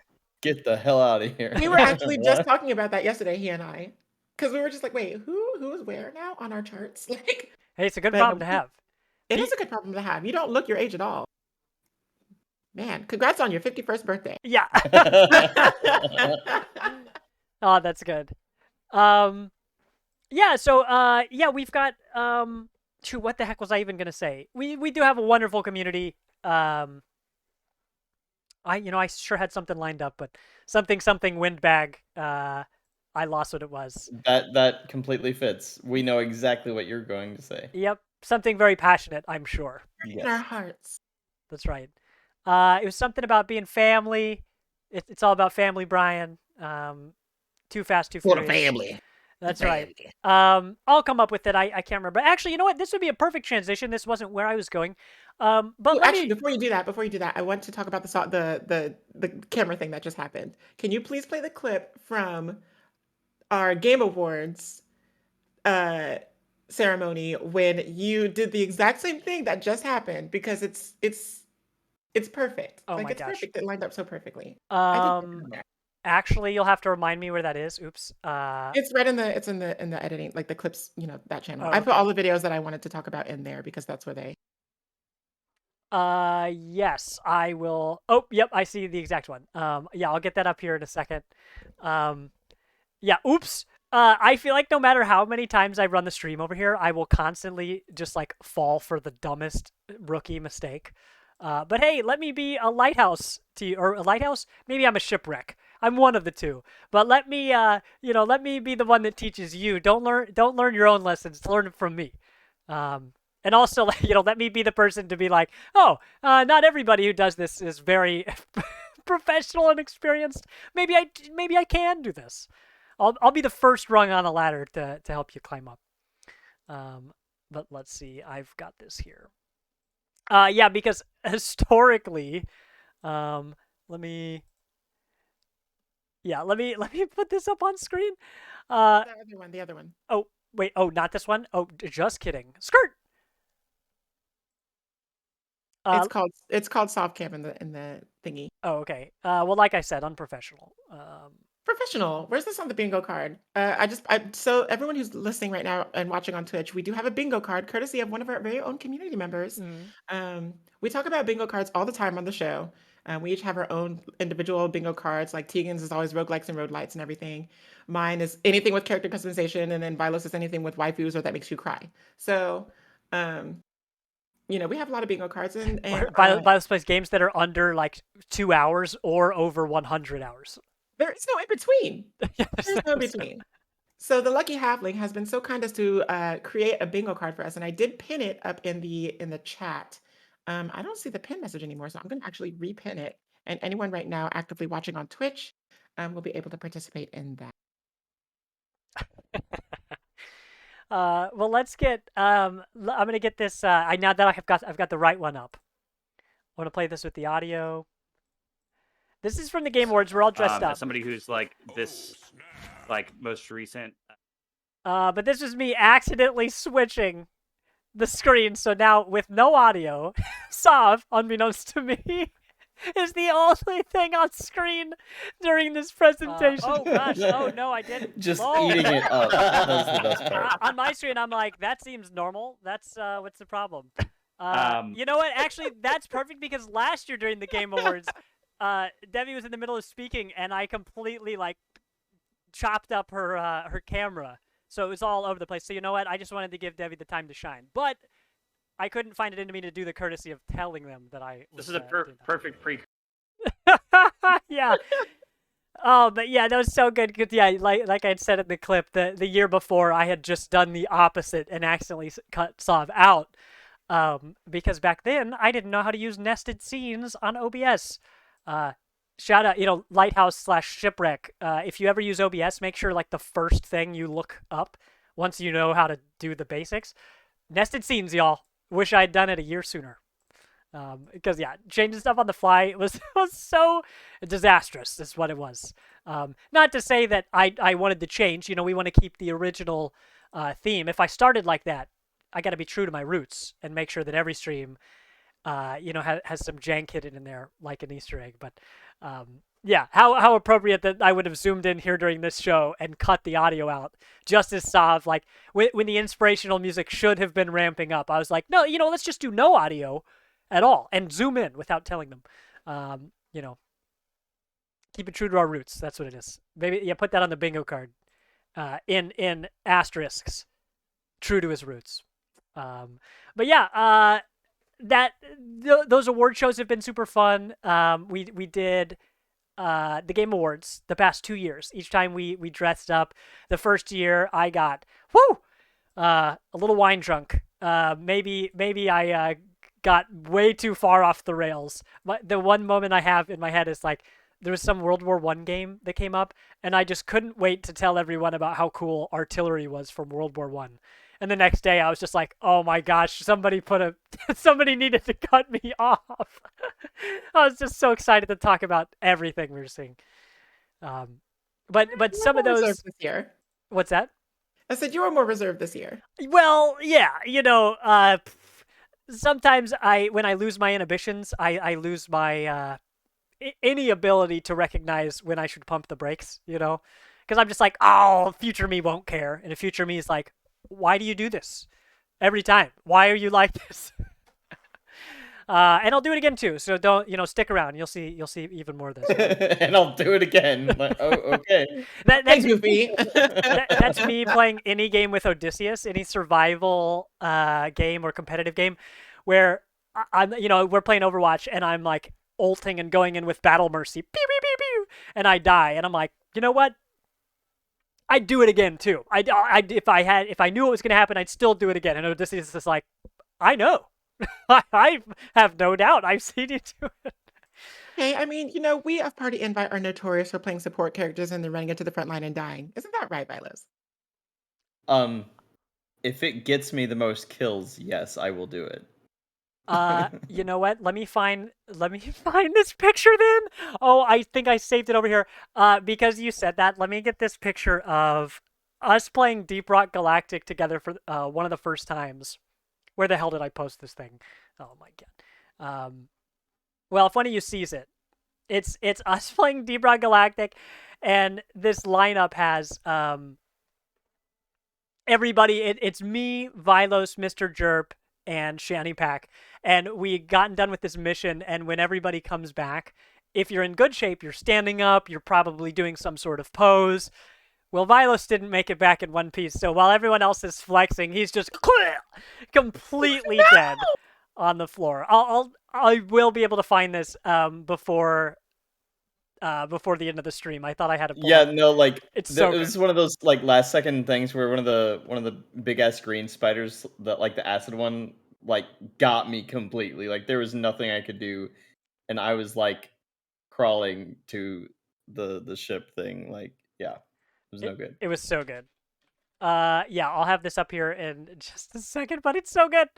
Yeah, so lots of stuff. I mean, even Chris was playing Chaos Gate recently, the Warhammer 40K game that's a lot like XCOM. And so to that end, it has the same thing at the end of your mission where it has the lineup of everybody flexing and stuff. And every time I saw it, I could just think of Vilos dead. And, you know, even though you died in like literally the last second of the mission, I think. So the fact that you were dead like really had nothing to do with you not playing well, but just looking at that lineup, you would never know. Let's see. Yeah, I'll get that up here if I can figure out how to work my computer.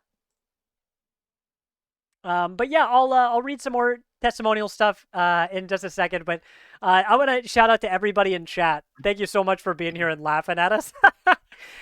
Because I appreciate that I can laugh about myself with all of you. You know, if I can't laugh at myself, what can I laugh at? And this community's really given me a place to be comfortable with that. You know, I don't feel embarrassed about my idiosyncrasies. Gosh, never had so much trouble saying that word before. You know, and everybody really allows me to feel comfortable in my own skin too. You know, I joke about Odysseus being like, yeah, I know you do that again. But the only reason I do that is because I know that I can play that way, that silly, often stupid way around everybody here, and they're not going to get mad. They're not going to get salty or condescending, you know, or anything like that. And I really appreciate that. I've said so many times over our time building this community that I like, you know, if you're tending a garden, you not only have to pull the weeds, but you also have to water the plants. You have to do both of them. Doing only one of them is not good enough. People love pulling weeds. People love uniting around a common thing that they hate. It's really easy because you don't have to worry about all the other stuff you don't have in common with someone. You can just be angry together. And being angry is a really easy, simple emotion to share with others. To share positive things and to weed out those people who love to only focus on the negative very loudly, often at the cost of other people's well-being, you know, with personal attacks and stuff. To have a community that vocally cuts those people out in a constructive way, but then really focuses on enjoying the things that we love together. That's really special. That's what makes a community different than just using Twitter out of the gates, you know, like unfiltered, or using a lot of Facebook groups are the same way, unfiltered. A lot of them, yeah, they have good stuff, but they have plenty of really negative stuff that people love to latch on. You know, somebody posts one controversial thing, and then the comments are a dumpster fire. I don't even have to give examples. We've all seen it so many times. So to know that we can trust everyone in our community and not have to worry about that, it's as good for you guys as it is for me. It's just really nice to be able to kick back and be myself, you know. Let's see. I've got this picture here. Okay, let's get this picture up. This is the one of Vilos knocked down. Everybody else, we're so early in the game that we don't even have like special things equipped or whatever. But there's Vilos just sleeping on the job. I mean, I'm pretty sure I was also like, I think I had accidentally led us astray because I was just drilling through walls for a while, and somebody was following me for a minute there, and yeah, it was a bad decision. Just bad decision, wonderful content. Mm-hmm. Well, so speaking of people able to be themselves, I want to read the last story we've got here. I was making jokes about it being about family. Well, most people, even the regulars in our community, don't know this, but Deadpool, who's so active, especially in our Discord, is my cousin. This is like a really fun, unique thing for me because when I moved out to Seattle, I am a very social person, but we moved out here. I mean, we moved 2,000 miles away to a place that, yes, it does have a lot more video game infrastructure, I guess you'd say. But, you know, I'm not really in a hurry to go out and meet people during COVID, like during lockdown, really. When I've got all these people, I've built this network back home. Like, now what am I going to do? Like, I was pretty nervous. It was like the first time I went to college. I'm like, yeah, like meeting new people, but not right now. I like doing it under my own terms, and making such a huge life change was it was scary. It was scary for a lot of reasons. So I grew up living less than an hour from my extended family, certainly Deadpool and his family. So Deadpool and Hot Rod are both, you'll see them all over our screenshots and clips and videos. They're both my cousins. They're both brothers. And when we lived, 45 minutes away from each other, our whole lives, basically, we pretty much only saw each other at family get-togethers. It's not like we hung out when we were younger, like we weren't meeting up anywhere to chat or grab a beer or coffee or something.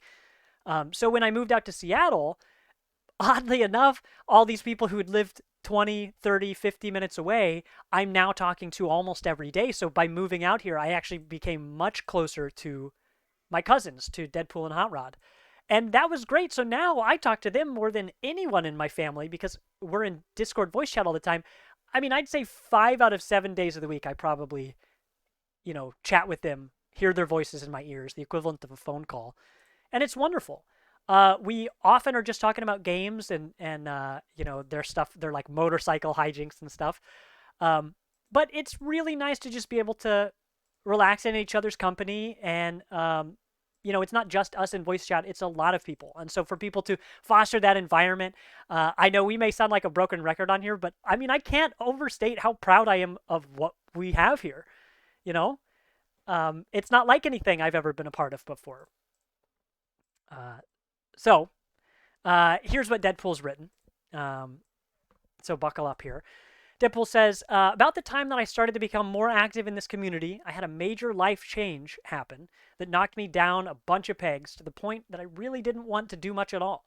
Through sheer boredom, I joined some chat channels and made some good friends in Odysseus, Shani, Sov, Vilos, and Tegan, who he says we were kind of friends already by blood.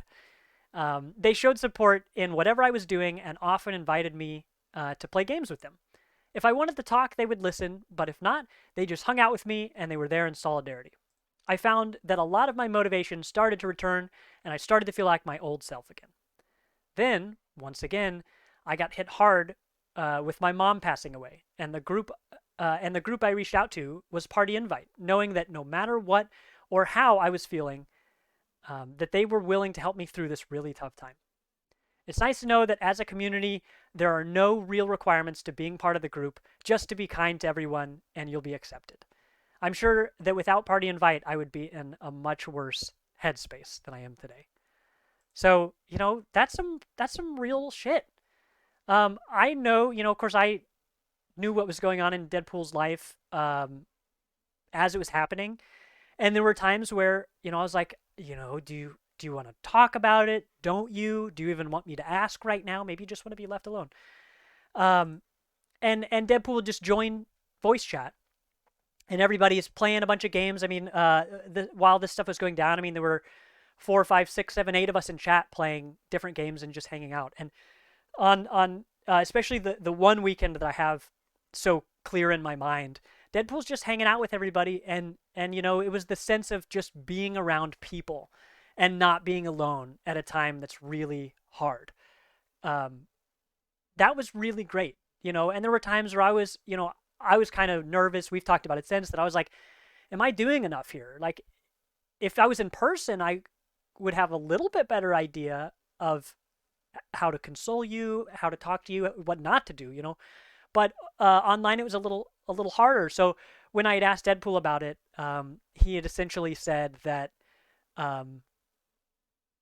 just to be around people and have their voices in his ear, to just have a safe space to just be in, that nobody's expecting you to play any games together or to talk about literally anything, to talk at all even, that was about the best thing that could have happened. So,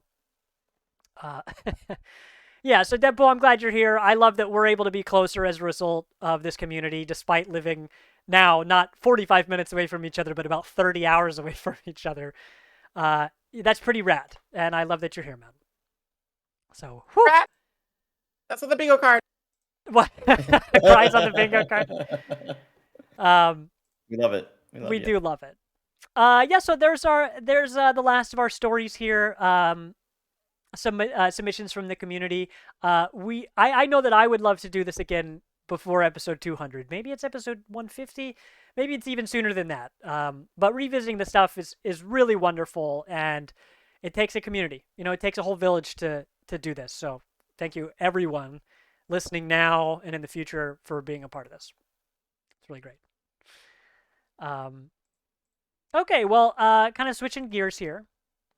We've talked about a bunch of the memories that have really stuck out to me across the past 2 years. I want to mention a game that we just picked up a handful of weeks ago. We played it on the podcast. We don't have a VOD up yet because we want to trim it down a little bit. But this was when we played Spider Heck together. Oh, Lord. That game is a hoot. That was a game where we played it on stream. It was it was me, Vilos, Chris, and Shanny Pack by the end of it. And that was a night that Lizzie was out of the house for pretty much that entire session. And I am glad she was, because I would have woken up the neighbors if it was any later. I mean, Shanny and I both were just hollering. I've got clips of me belly laughing to that game. It's basically a duck game meets Spider-Man. You're just swinging around, picking up goofy weapons. Sometimes it's a lightsaber or a grenade launcher. Other times it is a massive bomb or a crossbow that shoots lightsabers, because of course, why not? But that game was so much fun to pick up, and I really want to get more people to play that with us in Discord and on Twitch and all this, because Spider Heck is one of the most fun party games I've played in a long time. And it had me thinking about, Among Us, which we showed earlier, and other party games that would not have been able to pick up if not for people immediately ready to jump into a game that someone has recommended. We talked last week about games that are coming up or that are here today on Steam Next Fest that are here for a week. That'll be gone on the 13th. But we've had games come up through Steam Next Fest where we're like, hey, do you guys want to play this game? Yeah. Do you want to play it during Next Fest when it's a free demo for all of us? Actually, I'm pretty sure we're all going to love it anyway, so let's just buy it. That's never something I've had in my life where we could do. So Void Train is that game we're talking about. The beauty of Game Pass, and the reason we hype it up so much, is that game has so many things that are easy. Like, if you own Game Pass, yeah, you can play these types of games. You can play Back for Blood on it, or Darktide. You can also, thank you, Sav, play games like Spider Heck, or even single player games. Lots of survival things too, but there are so many things to play, and so to be able to just be like, yo, squad, are you ready to play this game that you know nothing about, just that I'm excited? Oh, hell yeah, fam. Like, the whole squad jumps in, and immediately we have more players than there's room for in the game. What a wonderful problem to have, have you guys, Vilos and Sav, have you guys ever had that problem across your whole lives where you're like, here's an online game, I guess we have to kind of fight for who's going to play because we've got so many people? I mean, like, it started with us with Roko, even. Like, Yeah, we've had 10 yeah. or 12 people at the same time trying to get in. It's like, I really don't want to leave, but at the same time, like, can we handicap the teams? Like, if we lose Sav, like, what are we really losing? We're losing a lot there. Right. And that's just in the personality department. I don't know. Hey! That's kind of like what I really loved about Halo, is that whenever anybody wanted to play Halo, we could all play Halo because of the big team battle thing. Like, Yeah. that was one of like the most peak like mass gaming experiences that Party Invite has ever, had the pleasure of hosting. But then, Halo Infinite had to go and suck and stuff, so whatever, it's fine. Right. But to answer your question, no, I personally haven't had that problem, because every time I'm playing a game, people don't play it until like 3 years later. Oh, like So Gunfire Reborn, like literally last yeah, week? like Gunfire Reborn and Risk of Rain. Mm-hmm. Yeah. And speaking of that, Omega Strikers is coming out on the Switch, so I can't wait for everybody to discover that, even though I was talking about it like 5 months ago. It's fine. Yep. It's great. Such is the life. Heavy is the crown. Huh? It's there's got to be like a a stamp, or like something to represent how many times you've been like, okay, you guys better remember this. This game is great. No one's playing it. You'll remember later. Once people start talking about it, you'll remember me. Because it's happened more with you than anyone I've ever known. Like, you're constantly just like, oh yeah, here's a clip of me on the podcast telling you about that 9 months ago. Like, oh, well. It's like, did the developers even talk to anybody about this fucking game? No. Okay. Like, It's they kind of like what happened with Knockout City, because I would be like Yeah. so in touch with Knockout City that the developers themselves would be like, "Do you have someone on the inside? Like, how do you know all of this information?" I'm just like, I don't know. I'm here. I'm hanging. I love that. Oh, Let's we got see. Jabari in the chat. Hi. Aw. I'm kind of sad we missed he missed a segment that we had all about him. Oh, it's So all good. I'm not going it's back okay. to He's read it, the but vibe. but Chrome, No, we got the vibe. Chrome, we And appreciate that's you, just man. for everybody here watching on Twitch. If you just come in late, there's always going to be the vibe. Well, the Spotify and VOD. Maybe Yeah. the Spotify. I mean, But definitely we the got VOD. ways to, Yeah. check out our socials. Also, PartyInvite.games. Yep, PartyInvite.games. It's our website. Go check it out. Plug. Yeah, Chrome, welcome in. We're just we're waxing poetic about our community. We're all very happy about how things have been going. Poetic. Well, that sounds like a perfect segue into the next memory that I have. Oh. Yes. So, I mean, it's not really a memory because it just happened maybe 2 months ago or whatever, last month. But this poetic reminds me of prose, which reminds me of, writing and artistry and things like that. And so another game that we have been prominently featuring on our podcast recently, well, not terribly recently, but we will be picking it back up again soon, is a game called Pentiment. Mm-hmm. And for those that are uninitiated, Pentiment is basically like a historical recount of this character named, oh gosh, why does it escape me? Wait, don't tell me. Okay, tell me. What's his name? Lorenz. No, not Lorenz, the main character. Oh, Andreas. Andreas. Why did I forget that? So Andreas, who is just the Renaissance man of the period, he's like an artist. He's educated. He went to Renaissance college or whatever. So he knows how to draw He went to super. Renaissance college. It's a real thing, but It's a real thing. It's a real thing. They teach you how to mangle the artistic representation of animals. It's great. It's a whole thing. So one of my favorite memories is, I mean, honestly, the whole thing has been a trip. We've been having so much fun with this, and the community's been getting involved. And that's one of my favorite things, is that we have so many people within our community joining us for this game, providing their voices, and it just really brought the game to life for us. And I've actually been talking about it online as well, with someone who's been playing it. She's like a writer for the WoW team or something like that. And so she's been playing it. I've been sharing that, our experiences that we've been having with her. All of that to say, this has been such a fun experience, and I just want to play this clip because I feel like it encapsulates all of the fun that we've been having with what otherwise I think would just be a regular point and click, pick your own adventure game. mm-hmm. It's very simple in premise. There's a lot to actually learn from it. It's surprisingly educational. We've been learning a lot of the history about the area and who people were and what they do, and we've been learning new words. And one of the things I pride myself on is having an expansive lexicon. So this has been really nice for me. But to suffice it to say, this whole experience with Pentiment has been just a wild ride. And so I want to direct your attention to this clip to kind of encapsulate the experience that we've been having. Yeah, this is good stuff right here. Thank you for the introduction, Father Thomas. Come to supper at the Abbey tonight. After Vespers. After Vespers. I'm inviting you to the Abbot's table. Really get into character here. I like this. It's gotta mean something to you. Oh my god.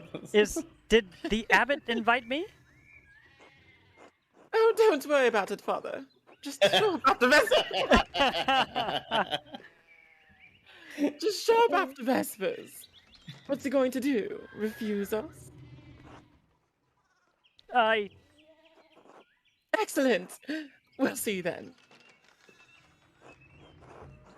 Niklaus, I'm dismounting. Run ahead of us and take the horses to the Abbey's guest house. I'd like to take my time talking with Master Mailer. I'll meet you there. That's my lord. I love that in that exchange, Vilos got four words. Yes, my lord, or at once, my lord. What's my lord? I Like it's so good. Yeah, McClouse had to instantly become a new character the next time that he actually said something. And the thing about it is, like, Vilas, your roles have been notoriously very small. Like, just by happenstance. I mhm. think you got your first major actual performance, quote unquote, the last time we streamed it, and then the time after, like the last time we streamed it, we were just like, okay, let's put this on hold for a month. So you never got to like revisit that character. Yeah, I've lost most of them. I think It's I'm cool, pretty just sure. Rep. it's fine.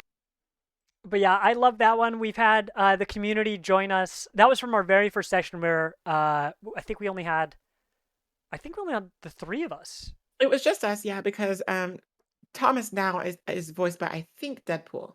Hot Rod. Is it Hot Rod? Okay, I Mhm. knew it was one of your cousins. Yeah. We It's a literally family. have a fucking doc for Yeah. all of them. Yeah, we It's have ridiculous. a huge doc, an Excel sheet with all of these names and all these things. So we'll be picking that up here in a couple episodes. So we're excited to get back to that. But this was so much fun to be able to experience this game in a totally different way. Let's see. Let's do this. To be able to experience this game in a different way where, yes, it's a single player game, but now we all get to play around with the voices, right? So, like, Shanny Pack in here is very good at voices. Has a background in theater. And I mentioned earlier, Shanny and I met because of trivia. Shanny and I both love trivia. And so Shanny's really good for situations like this where we're like, hey, we want people we can trust to get in here and have fun with this. And we almost have too many people. But in a game like this, there's so many characters. It's not like you're going to run out of roles. So we've almost had like celebrity visits. Chris has joined us for I think 2 episodes. Yeah, he played like that one old guy who saw the ghost in the field, and then the next time we saw him, he wasn't there, so we had to have gift it to someone else. Yeah. But that's been a blast, and that is a specific type of experience that we were only able to build with this whole crew. Even if we just played through with the three of us, yeah, we would have had a really good time. But I mean, what if there were like 7 people on that dock? 3 of us plus Chris, plus Shanny, Odysseus, Hot Rod, and Deadpool. So 8. That's pretty dope. That's really great. And yeah, that game's super fun. So we'll be picking that up. We've had 4 sessions so far. We'll probably have like 5 or 6 more at the rate we play. Because if I'm involved, we're playing slow, baby. But I think we got to look at every medievally drawn animal in the margins. We just have to. They are pretty funny. There's a game that's just released 1.0 from Daedalic Entertainment, who made Unrailed and Barotrauma, or they published both of those games that we've played in the community. They published Incaluminati, which is a game that at first I thought was using screenshots from Vespers, I was going to say, from Pentiment.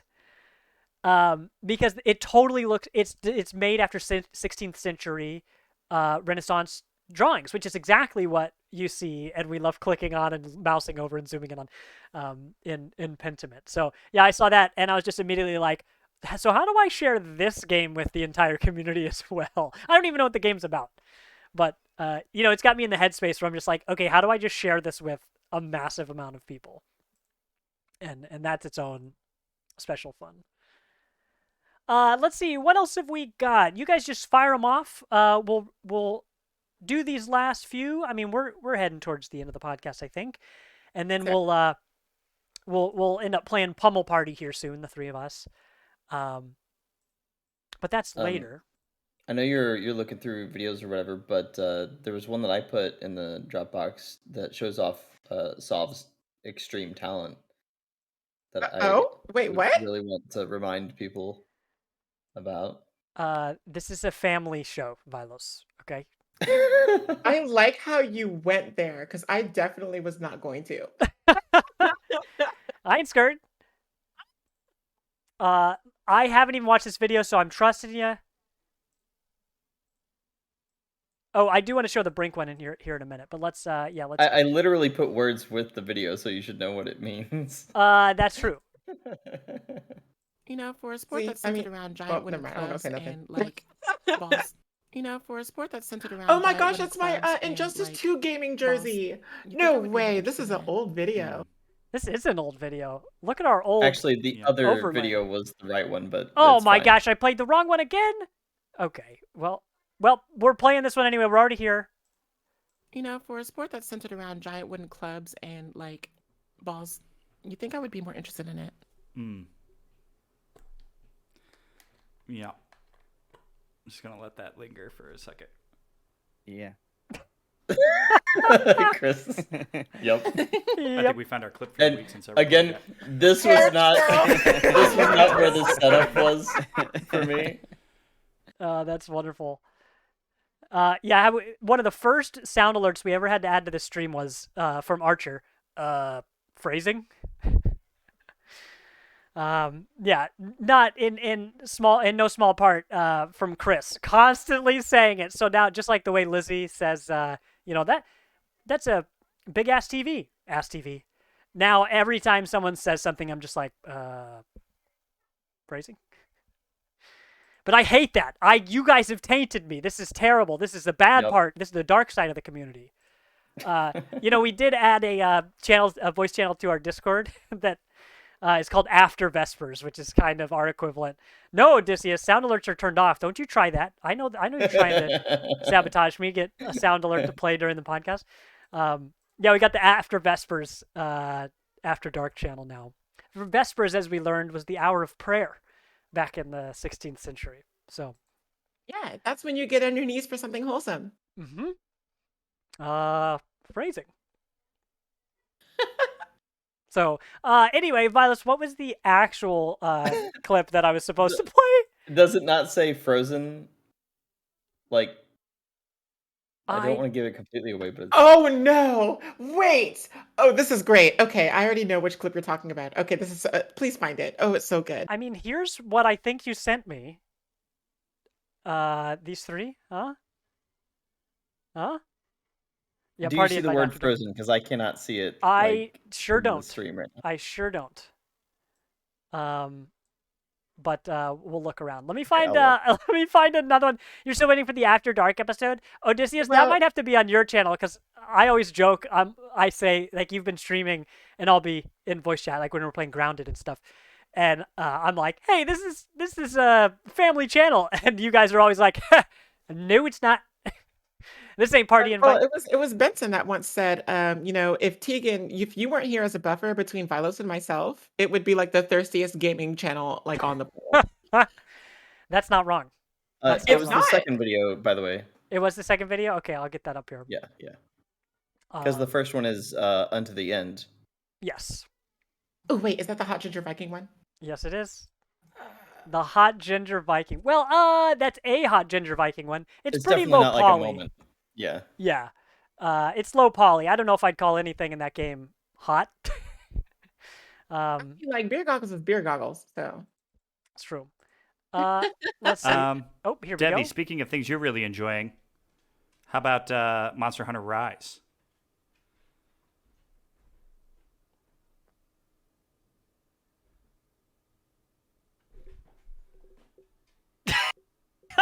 I've been playing.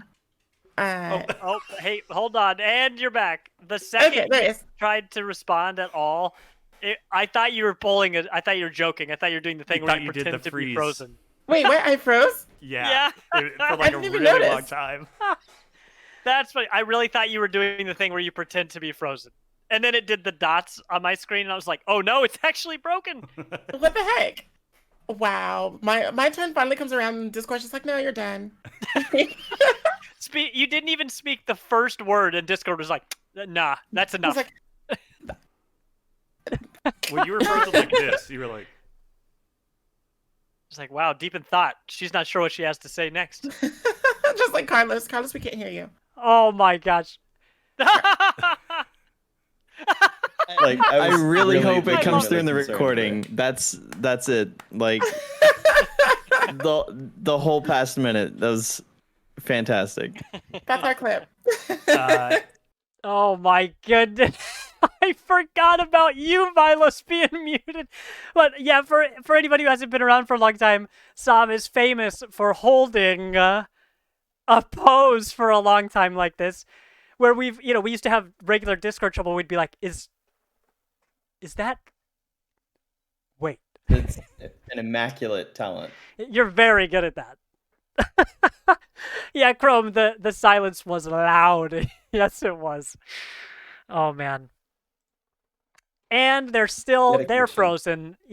Is this real life or is this fantasy? Shenny's getting concerned. Shenny said, stop. Somebody call somebody. Call the hospital. Oh, my gosh. Who are we actually supposed to call in those situations? I don't know anymore. Oh my god. My god. I'd full screen Sav again if I wasn't afraid I'd break the stream somehow. Oh my. Okay, now I'm scared. This is officially dipped into the realm of Uncanny Valley. Yeah. Nerd me, look at that emote. Oh, that's fantastic. Though, right? Like, thank you. Now you guys all feel what I felt that day. You are very good at that. Let's revisit that now that we've seen you do that. Let's revisit this. Devi, speaking of things you're really enjoying, like how about how Monster similar Hunter is Rise? when the technology was actually stopping you?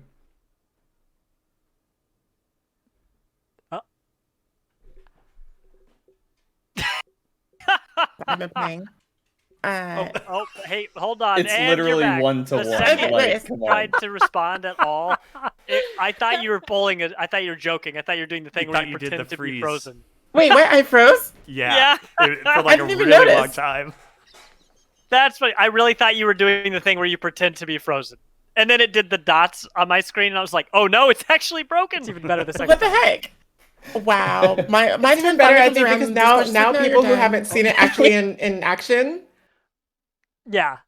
like they have context now. Yeah, the Yeah, second it's time is scary. even better. That's just too good.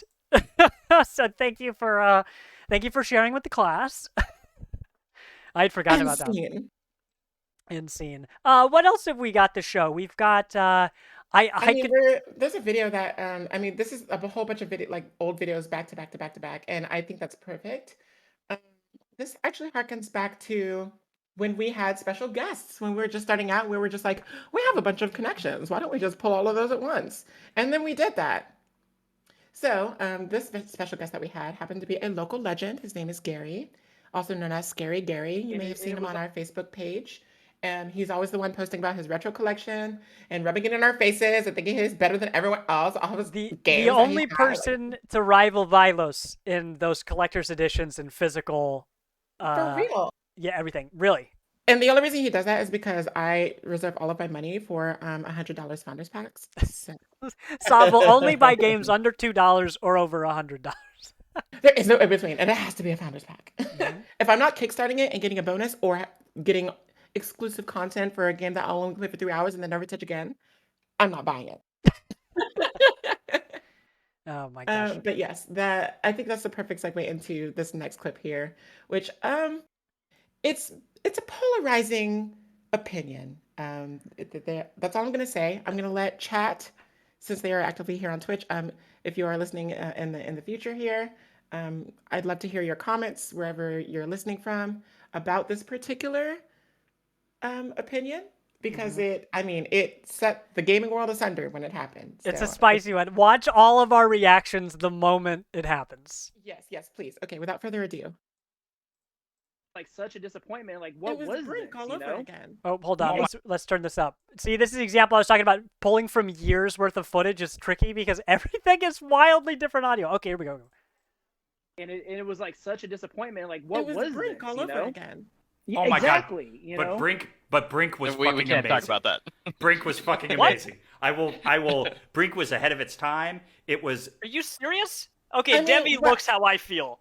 Brink was so fucking good. I loved Brink. I think I might have to quit the podcast. Wow. That's I think that's literally the hottest take we've ever heard on this show. Really? Yeah, and it might still be. It might still be the hottest take. I think I might have to quit the podcast. Like, my goodness. Well, glad you didn't. Yeah, because that was an opinion about Chris I think I had forgotten about. So like the look. Let's see. Let me get our faces on screen. I straight up thought Chris was joking. You know. I just couldn't believe my ears. I'm just really use bad that at hiding speaker. my emotions, y'all, because I'm a Cancer, I'm a water sign, so like that's what we do. But for real, like the instant he said that, I was just like, Look at those faces. What? I wish I could zoom in your Sav. You look like you just smelled something bad. Oh my gosh. he said it with his whole chest too. Look how passionate he is about it. Oh my He's goodness. just like, Yeah, Brink is the well, best thing on the planet. I it's love that game. It's my favorite game on the planet. And I was just like, it's also because like off stream, like we had mentioned it like a week or two before, maybe, and like he went off like with me before, and that's why I'm just like, oh fuck, no, it's gonna Chris, happen. don't do it. Don't do it. Not on the pod. and we got evidence now. We got video evidence. It's fine. That's right. Man. Yeah, that was a good one. Yeah, we had lots of guests right at the beginning of the show, and then we kind of realized that having 5 people on the show, a little bit too much. It's just really, we've had some long streams, especially when we all had something big to talk about. But some of those streams with the guests, one of our first shows ever. So if you went back and started in episode 1, I think it's episode like 3 or something. We had our friend Walt on the show who did work in The Gosh. Last of Us, God of War, a bunch of other stuff, doing work with motion capture and voice work and stuff. That Shout out episode. to Waldo. Shout out to Waldo. Call me. Oh, he's very taken, so get in line. He's very married now. Yeah, very married. He was such a trooper because that show, we didn't know what we were doing. We had never, I mean, we'd had 4 of us on the show. Well, on the show, because we were so early, we barely even had mock-up episodes, But we'd never had 5 of us in Discord trying to stream before. So when Walt was in there, man, I mean, I think we had to break it into 2 shows. Because if we did it all at once, it would have been like 4 hours of podcast. Were we having a great time? You betcha. Is a 4-hour show a good length for a podcast? Not for us. I'm pretty sure that both episodes combined are like 5.5 hours long. Oh my gosh. It's stupid. It's Yeah. really, really long. And And like actually even he had to like leave, I think, in the middle of the second one because like, because we told him it would be like obligations and whatnot. we told him it would be like 2 hours tops. We thought it would. And then we were like not even halfway through the show at 2 hours. And yeah, he's like, I gotta go. Like I have things to do. What did you people ask me to do? So yeah, what a trooper. We had Gary on here. We had Walt. We had Abdul from Local Legends. We had Reb Valentine from then GameIndustry.biz, now IGN. IGN. Yeah. We've also had like Ray Apollo and Mega Ran. Yeah. We had some guests, y'all. I gotta go back and watch these early episodes because we had some guests. I Well- mean, I don't know if you know this by now, but we got connections, y'all. For the record, we didn't have Megaran as a guest officially early on, but Chris did get Kadesh Flow, who's he's my favorite Kansas City musician, and Megaran to both do sessions for his Extra Life stream. Because for this most recent Extra Life, instead of doing a huge marathon, we each picked a day and streamed on that day. And so he had Desh the Goat. That's right. Yeah, Kadesh Flow really is great. Megaran is also awesome as well. If Russ was in here, he'd probably be dropping. Actually, he may have already dropped a Megaran emote here on Twitch. But yeah, the two. I think that's what he entered with. That checks out. So Chris knows them through the music industry. Chris knows a lot of people, turns out. So yeah, if you maybe I can get Chris to show that again because we had whatever, the details are irrelevant, but I don't have those clips to show now. Hopefully I can air those again someday with their permission. But that was super cool to have to have Chris do on his charity stream. That wasn't something I was expecting, but that was an example of how we each bring something different to the table. We each have different strengths, and yeah, I was really happy to see that. I mean, Megaran's like a huge name, He's like he's a big name. So yeah, that was really cool to have on here. What else have we got here? I'll probably skip this goofy clip of me discovering a really ridiculous clip. You know what? No, I'm already saying it out loud. So let me pull it up. Of Omno, I mentioned Jerp in chat. Jerp was fortunately there to see this one. Is this a clip that's long enough that I can go tinkle? Because I really have to tinkle. I have that one, and then I'm gonna do the State of Decay one, so you'll have some time. Okay, cool. Yeah. Let me get this up here. Yeah, hydrate or dihydrate, chat. Okay, so here is this video of a glitch. Oh, that's not supposed to happen. Oh my goodness. I take it that was not. This? Yeah. Oh, this. I could save myself on the way down by dashing at the last second, but it wouldn't be right.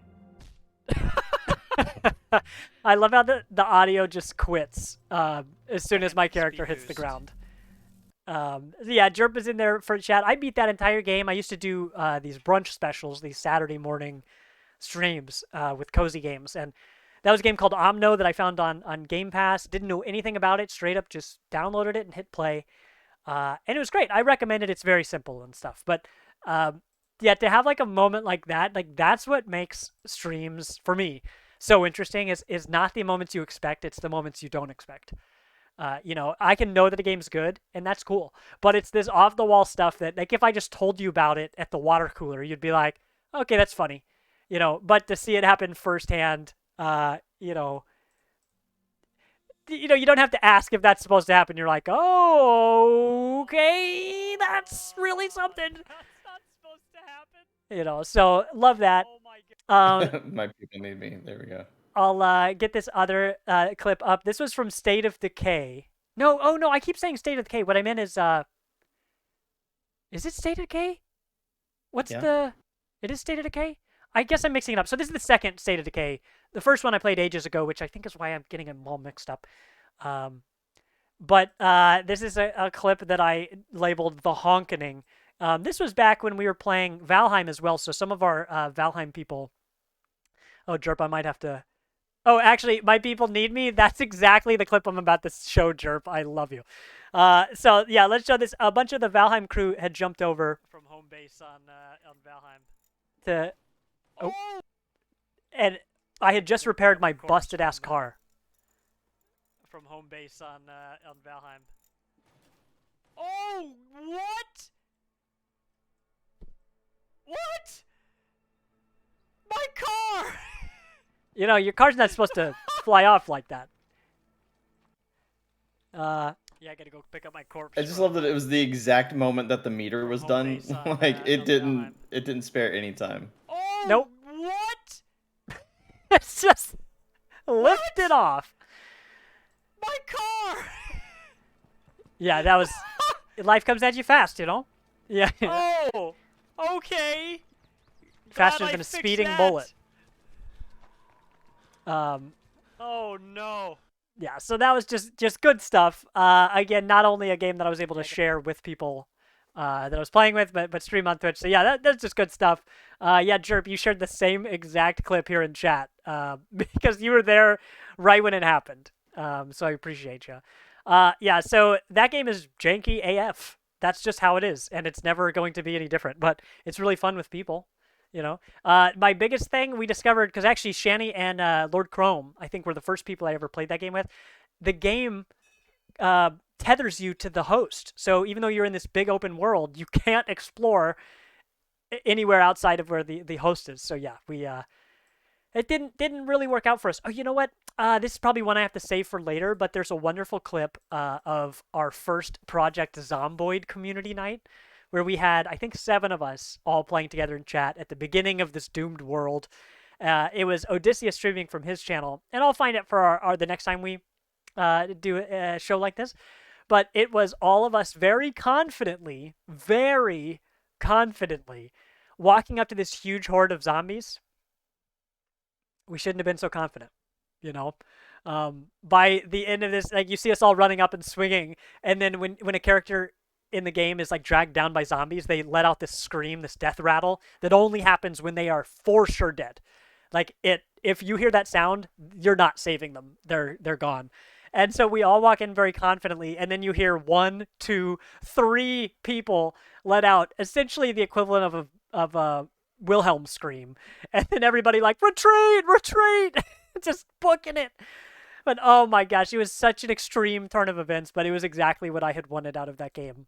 Because yeah, where State of Decay did not provide that, we were happy to find a really good amount of people to play Project Zomboid with. In fact, for anyone who is interested in picking that game up again, even though the game Project Zomboid looks like it was made in 2001 on purpose, it is a very in-depth sim survival game. It can be brutal. It's got lots of good mods, but we've recently picked that up again. So if you're someone who would like to try that game out, in fact, it might even have remote play.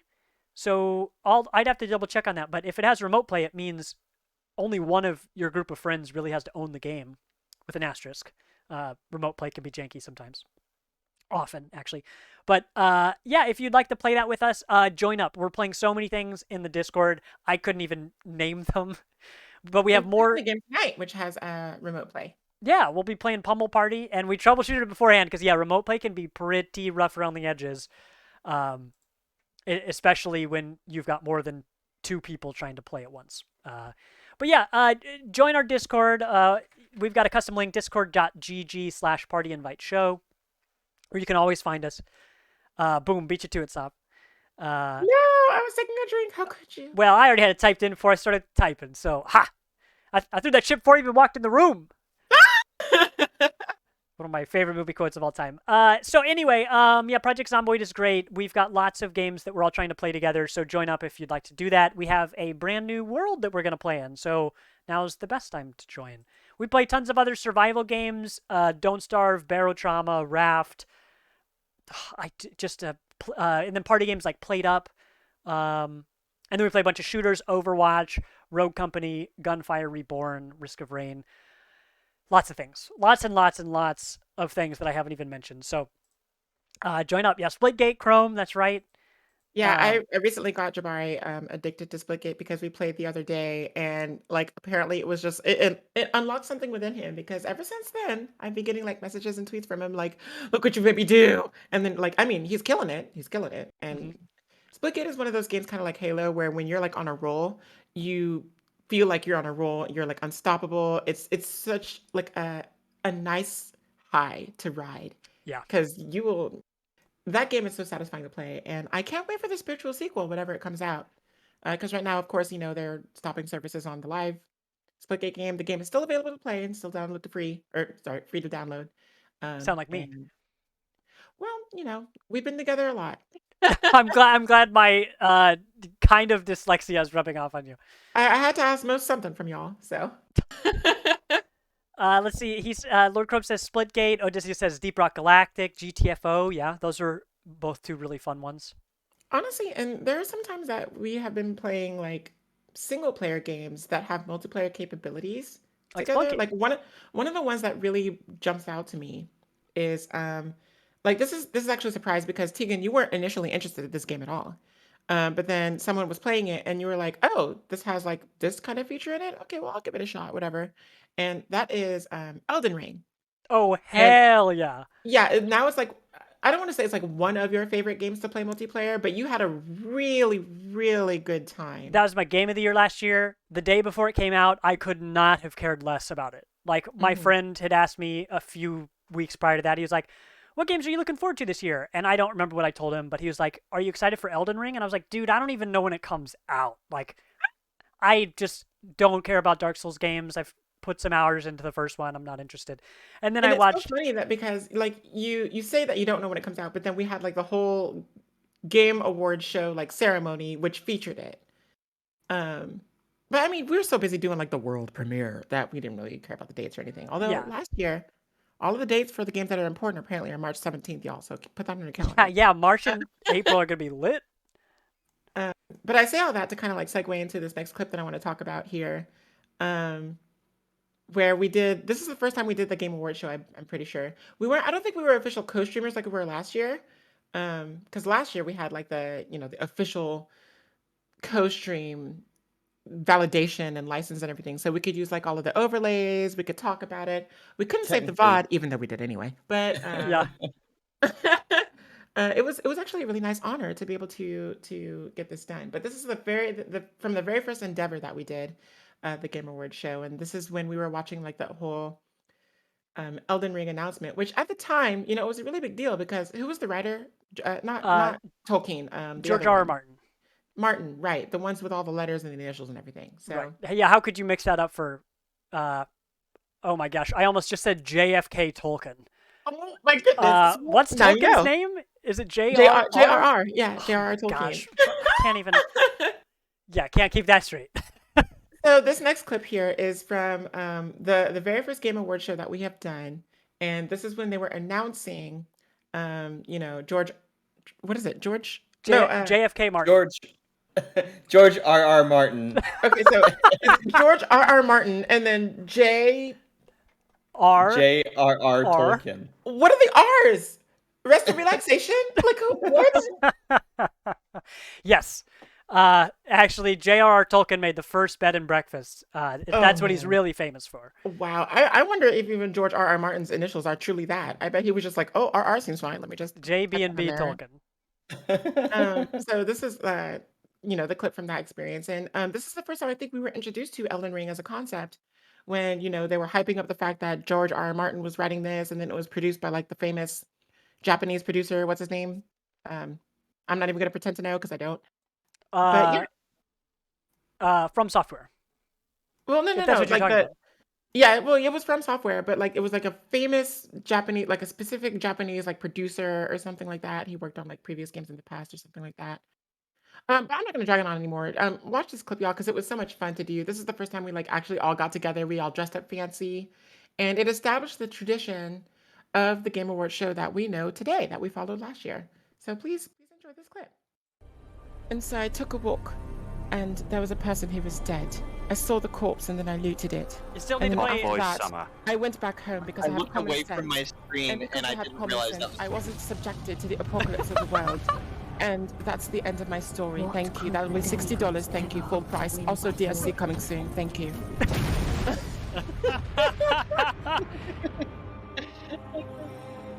Sovereign Ring, coming soon to a platform near you. Oh my god, yes. Sovereign Ring.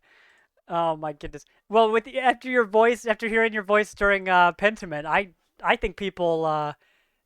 Let's say the Chrome says, "Listen, if all games talk to me like that, I would buy them." Yeah. So when are you gonna join Cameo, huh? So people can just have you read whatever they send you. I mean, I do have voice redemptions and stuff in my channel, my personal channel. Like I do all sorts of accents and voices and things like that. So like if the next time you're hanging out in one of my streams and you want to hear a particular accent or anything like that, redeem some stuff. I also have a secret redemption that's not very secret because it still shows up on the list, but nobody knows it's there because it's at the very bottom and it costs the most. But we won't talk about that one because we're not on my personal channel. We're on the Party Invite channel. Let's see. How do you spell premiere? I-E? World premiere. Whatever. You guys. Oh wait, no, I have to do it like the Rogue Company like narrator.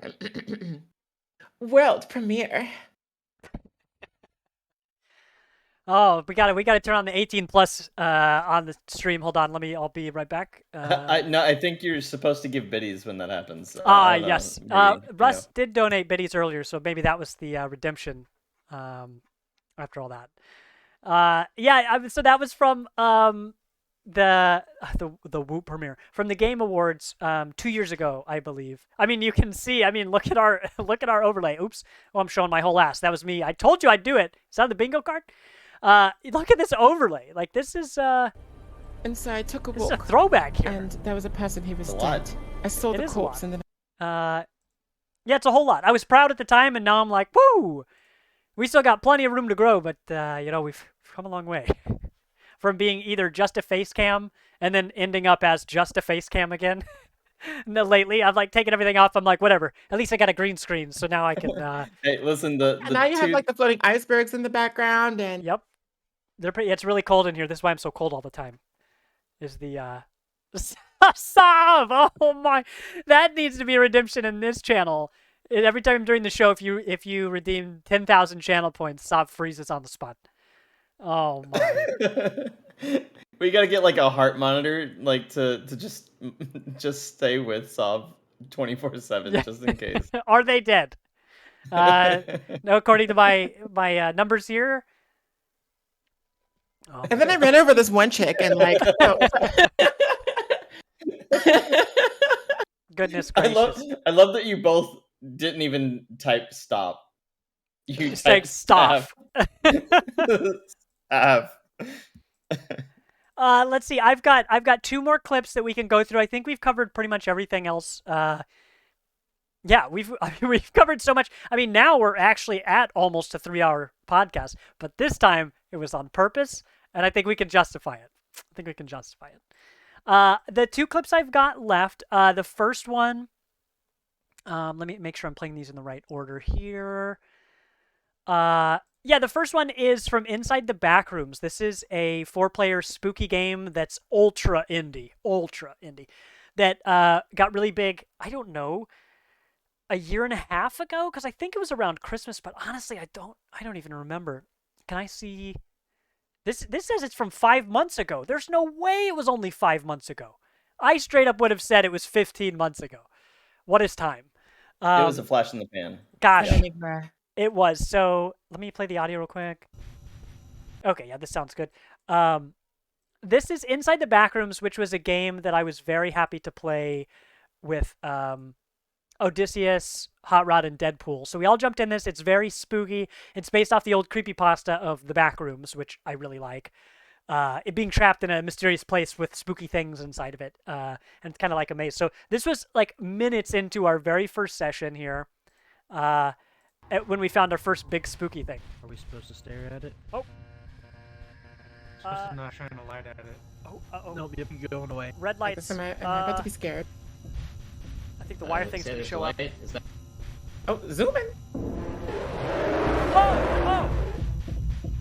Mad It's at me! Oh!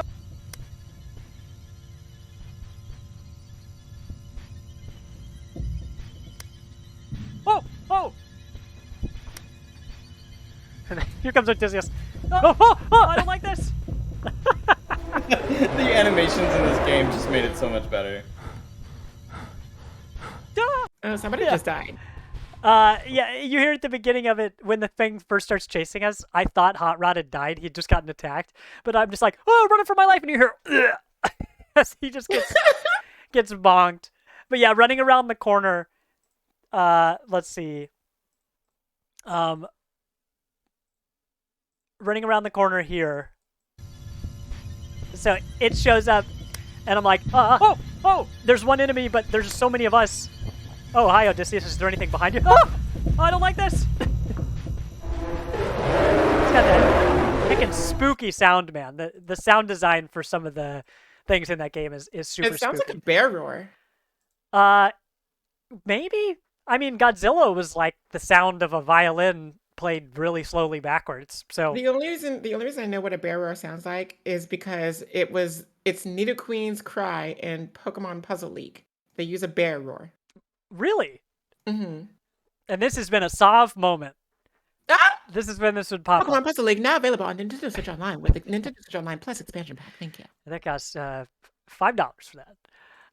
Yeah, there's more Into the Backroom stuff that's available now, I think, and there's more on the way. Oh my god, I got a bingo! Wait a minute, I got a bingo on our bingo card because I just looked up Pokemon. Hey, that's what I'm talking about. Hell yeah. Love that we have the bingo cards going. We've talked about these bingo cards so long, and I think people are inspired, Vilos, after you did the bingo card for the Direct the other day. People were on that. People were hyped looking at yours to be like, all right, what do we got? We've talked about that internally a lot, but we kind of joked that if we made it real, it would be less funny. But I think we're seeing now that that's not the case. I think we might have to see more bingo cards across our content. I think so too, yeah. Yeah, I think we need to make like legit us bingo cards just for like, not even for the funny of it, but like for what we've been playing and everything. That way, when we like talk about the games we've been playing, we can see how well they align with our personal bingo cards. But I think what would be really funny is if we made bingo cards for each other rather than making our own. Oh, that's the move. Of course, we got to share them with each other off stream first, so we're not just like, "Hey, you motherfucker! I don't always do that." Okay, maybe I do that a lot. Oh yeah. I mean, we're probably gonna need a lot of therapy, but it's gonna happen. Yeah, that would be great. I would love to see more of that because it's been really fun. Yeah, doing that stuff with everybody. I mean, it's why we have that Game Pass command. We've got people know us. people know our ticks. We know each other's. The last one I've got. Oh, so I just bring that up because to be able to play inside the back rooms the moment it got hot. So it just came out. It was made by one person. That was such a fun shared experience. And I wouldn't have been able to do that without the community, and you got to have the right people for a game like that too, because it's part actually scary and part making fun of the scary. So we definitely had the right mix. It's like when you watch a bad movie or a campy horror movie with people, you got to have the right crew because it can be great or it could just be okay. But that was great. And that whole VOD, I've watched the entire thing of us playing that game. That whole VOD was so much fun. From start to finish. A short little game, but and then what do I have last year? I have the very last thing I have. We talked about being comfortable in your own skin, having people make you feel welcome, and yada yada. There's lots of good things. People creating a safe space in our community. I've got somewhere around here. It's over here. I did a stream. Back closer to Halloween, a friend of mine had a birthday, and back in Kansas City, they had a whole drag queens. It was a Dungeons and Dragons and drag queens party. So it was Dungeons and Drag Queens. I love that. So then it was you have to show up in a costume. You can either show up in a nerdy costume, your outfit, as like a D&D player, maybe sword and shield, maybe a bow and arrow, maybe a wizard. Or you can show up in drag. I think all but one person showed up in drag. It was wonderful. All the guys looked great. Even a couple times I was like, man, maybe we should do this more often because you guys look pretty good. I know we're kind of joking here, but so I wasn't able to. It's 2023. Ain't nobody joke about nothing anymore. Like yeah, it's like man, oh man, that'd be crazy if we did that, but we'd never do that. Unless. So the where the heck is this? Let me pull it up here. So I wasn't able to make the party, 2,000 miles away. So that night I had already planned on streaming Raft with the normal gang here.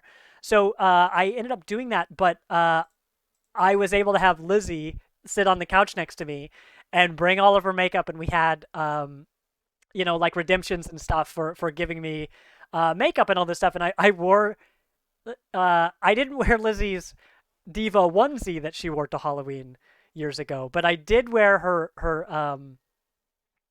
wig. So let's see. Let me get this timestamp right. Somewhere around like here. I don't know what to expect because I was absent for this episode. And like I'm trying to brace myself because I mean Tegan, you are also like you're obviously a very attractive person. Like thank you. Finally, someone says it out loud.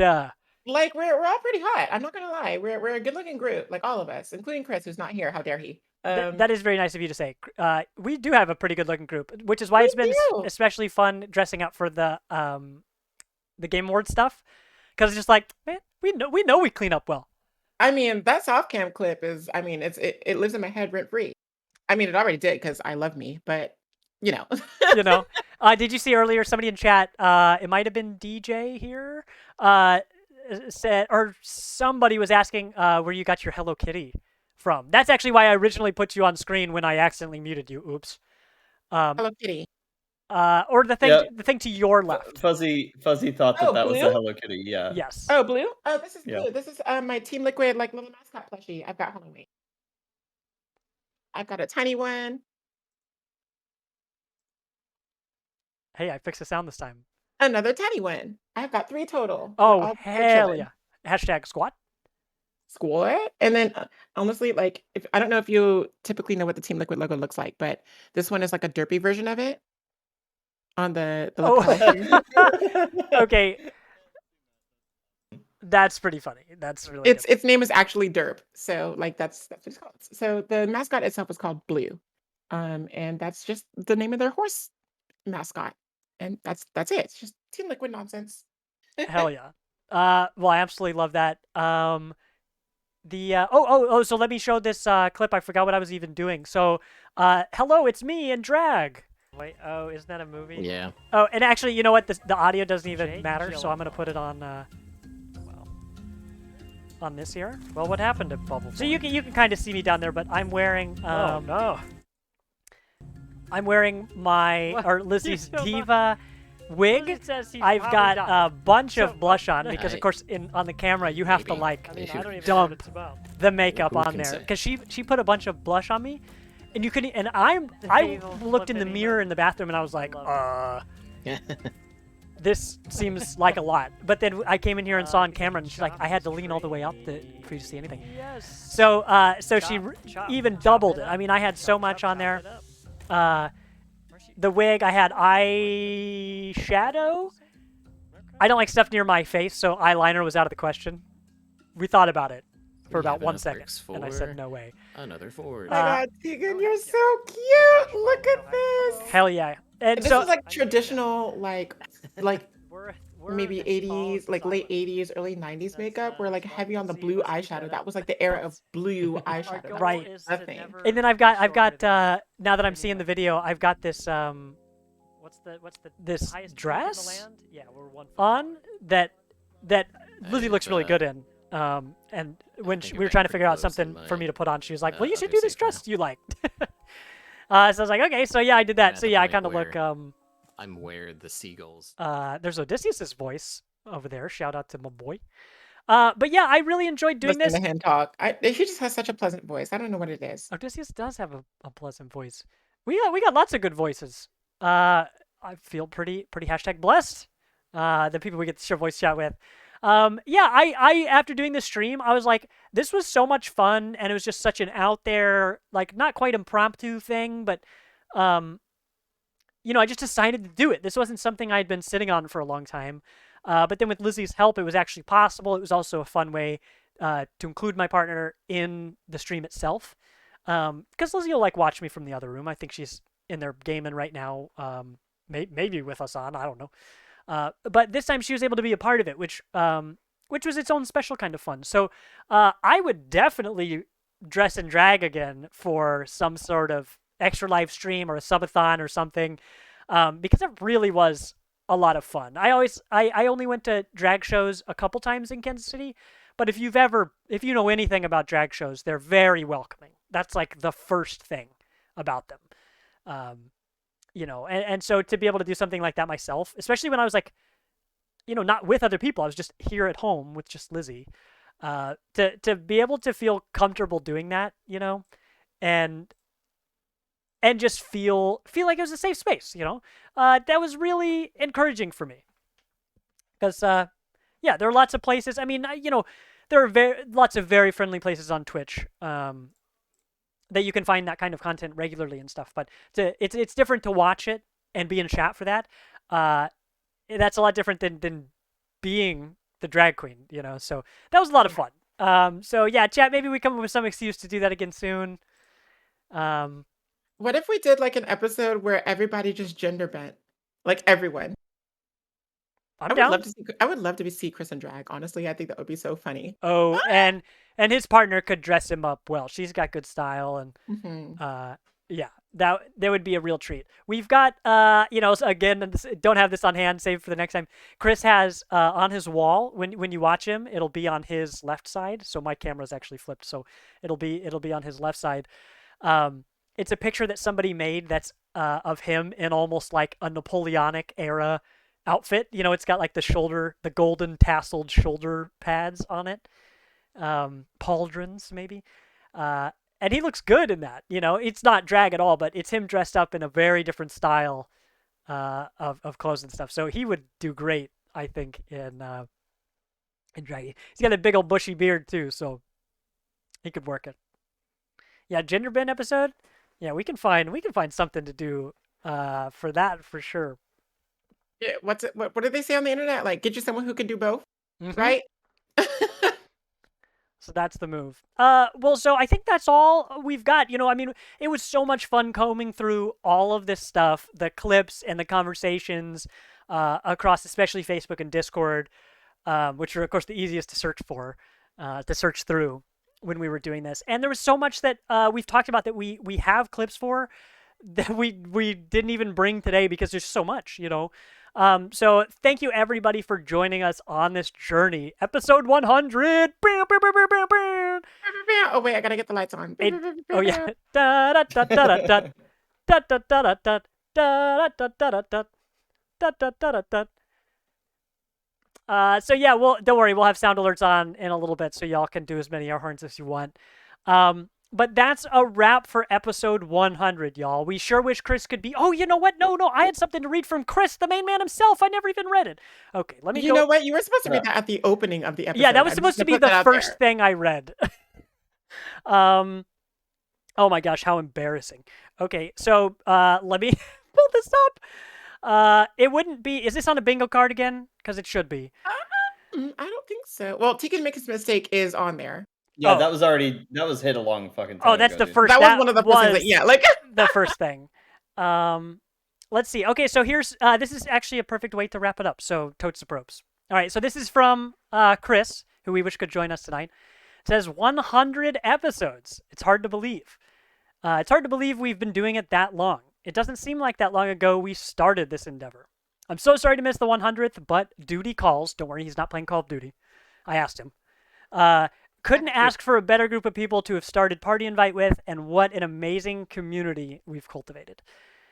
Here's to bigger and better moving forward, and thank you all for everything.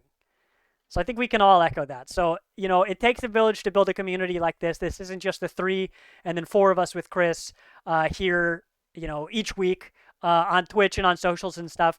It's all of the people that make our environment the place that we've been trying to create, Demo Duo says 100 down, 1,000 to go. I hope. Speaking of Demo Duo, through Extra Life, like, it's not just about the people who are chatting with us and gaming in Discord together, or even streaming with us as well. Like, we'll be on Odysseus's channel fairly often, for example. We've got other people like Demo Duo here in chat, like Straying Bats. And I think there's one. I think it was Odysseus that I was thinking of. These wonderful people that we're able to collaborate with, because we know that they build a community that's worth spending time in as well. Again, thank you, Demo Duo. Yeah, it takes a village, and we love that we've been able to get 100 episodes in. I'm looking forward to a big, bright future ahead of us with lots of new stuff. For the most part, we're only getting better. It's a good thing we got Vilos here to check us every once in a while. But I'm really happy with where we are, and I'm so excited for what the future brings. So we're going to get this wrapped up. We'll be playing Pummel Party, the 3 of us here, after a short break. Don't worry, I'll get those sound alerts on, so we'll have plenty of opportunities to air horns and chat and stuff. But sincerely, from all of us to all of you here in chat, all of you listening in the future, and all of us, all of you who will just like watch a clip from this in the, on our socials, thank you so much. We wouldn't be here without you, and I'm so glad. Here's a funny thing. For as many times as we've had the 4 of us on the podcast, the 4 of us have never been in the same room together, ever. The 3 of us have been in the room once together, but we've never had all 4 of us. Did you show the picture? I don't think the picture has been shown. Which one? The royalty picture. Oh, okay. We'll use that as our wrap up. I'll get that up here in just a second. Oh, that's the wrong one. But yeah, thank you for everybody who has made all of this possible for us. Boom, here we go. Oh, that's well, it's kind of jank looking. Oh, geez, how embarrassing. Well, that's what you get when I put a photo fully on screen. But thank you, everybody, for being a part of this, So we're going to keep building. We're going to keep making this a safe environment for people to be the people that they want to be, to share, all sorts of games that they may not be able to share with their friends in real life. And create a space where people can keep up on news and all these things without being bombarded by a news feed. We really have something special here. So thanks again, everybody. We'll be back after a quick break, but thank you very much, and we'll see y'all again next time. Thanks, chat. Thanks, listeners. Oh my viewers. god. Pew, pew, pew. Pew, pew, pew. 100. Hell yeah.